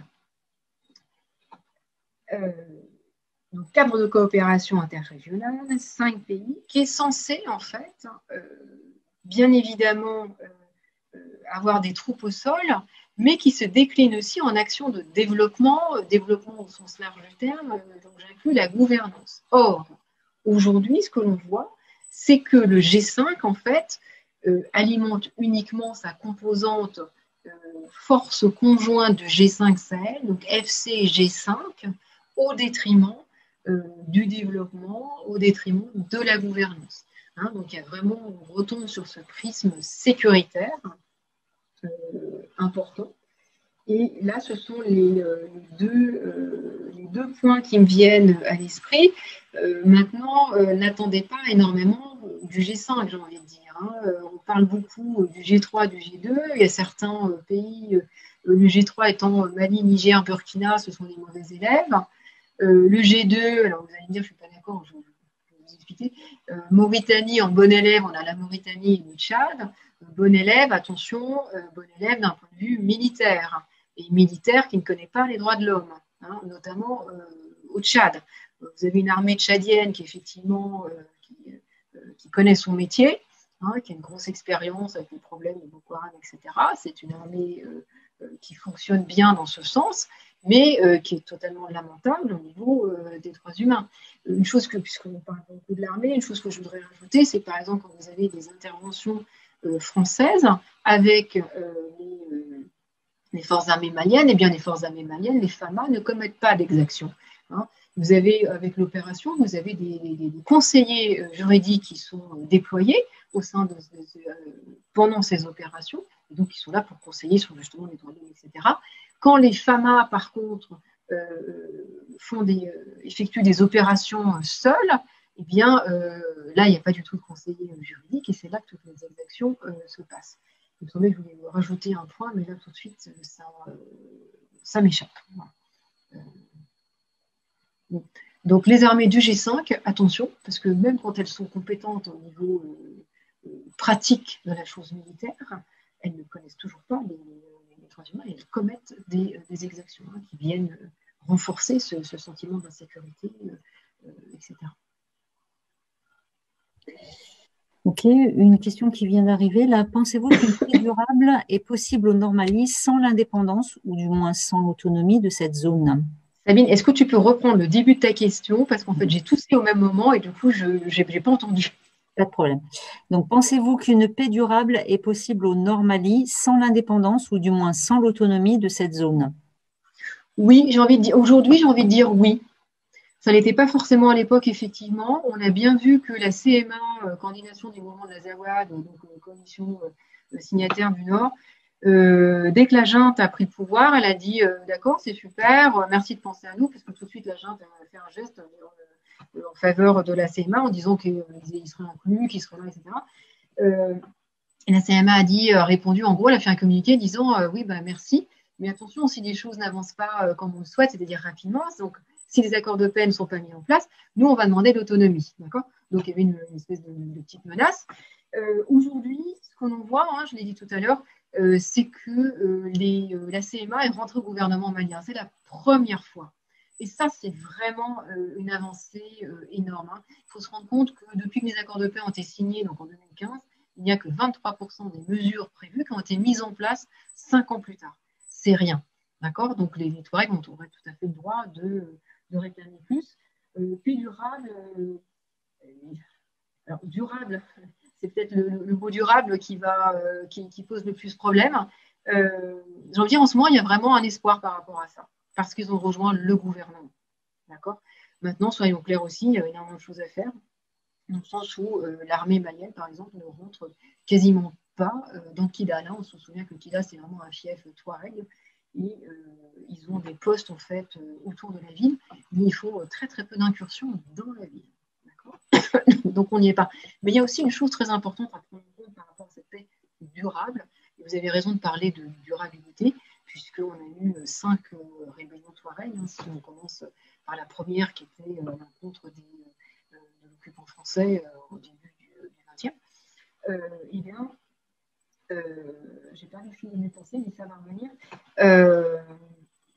Mince, j'ai fait un retour en arrière et du coup, je ne sais plus ce que je voulais dire. Donc, 2 ministres au sein du gouvernement. Oui, si, voilà. Un grand problème, en fait, des accords de paix précédents et de 2015 aussi, c'est qu'il est toujours prévu finalement une réintégration de l'armée des ex-combattants, des ex-rebelles au sein des forces armées maliennes. Or, cette promesse n'est pas tenue. Tant que ça ne sera pas fait, vous ne pourrez pas avoir une armée libre, vous ne pourrez pas avoir une paix véritablement durable.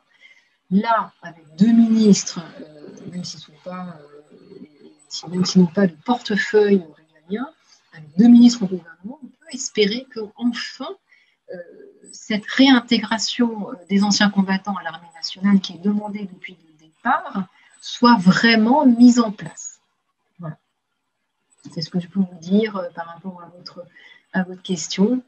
Je pense aujourd'hui, vous voyez, quand la junte a fait ce pas vers la CMA n'a pas dit attention, si vous n'allez pas vite, on va demander la séparation. Non, ils ont parlé d'autonomie, c'est déjà autre chose. D'accord ? Donc je crois qu'il y a en ce moment peut-être un espoir véritablement de réconciliation nationale.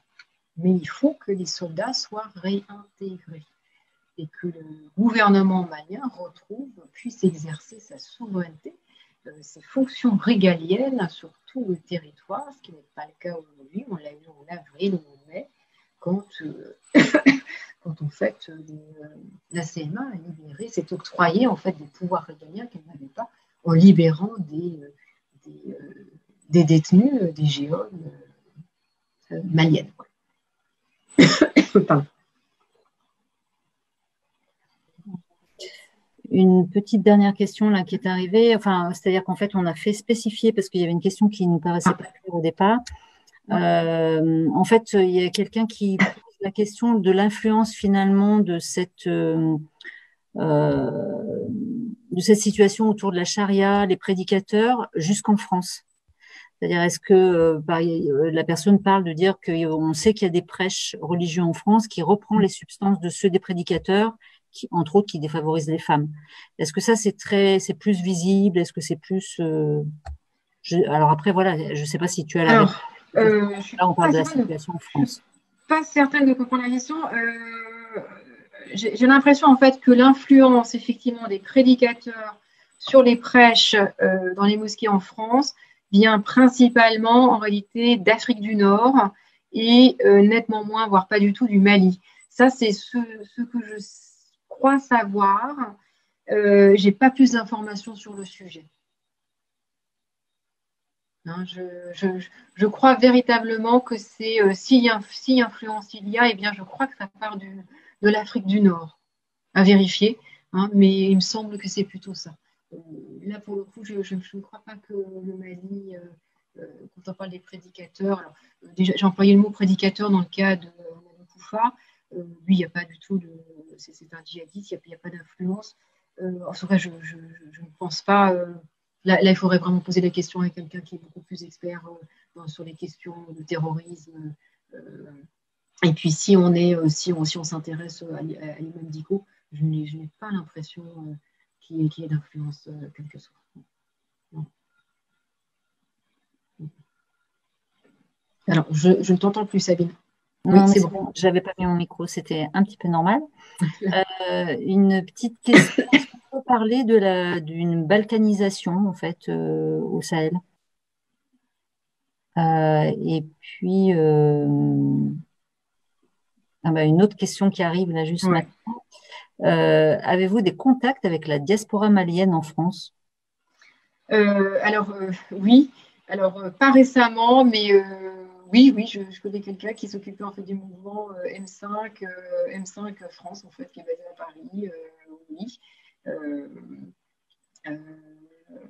Voilà. Sinon, vous avez, je peux vous transmettre un fichier, à moins que ce soit déjà été transmis, des noms de sociétés, de groupes en fait de la société civile. Je t'entends plus.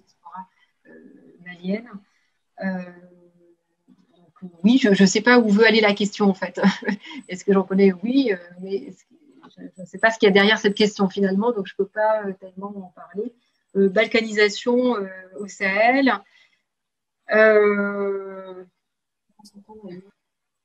C'est une question un petit peu difficile. Je sais qu'on en parle beaucoup. On a parlé d'afghanisation, on a parlé de balkanisation. En toute franchise, je n'ai pas forcément une réponse construite à vous offrir ce soir.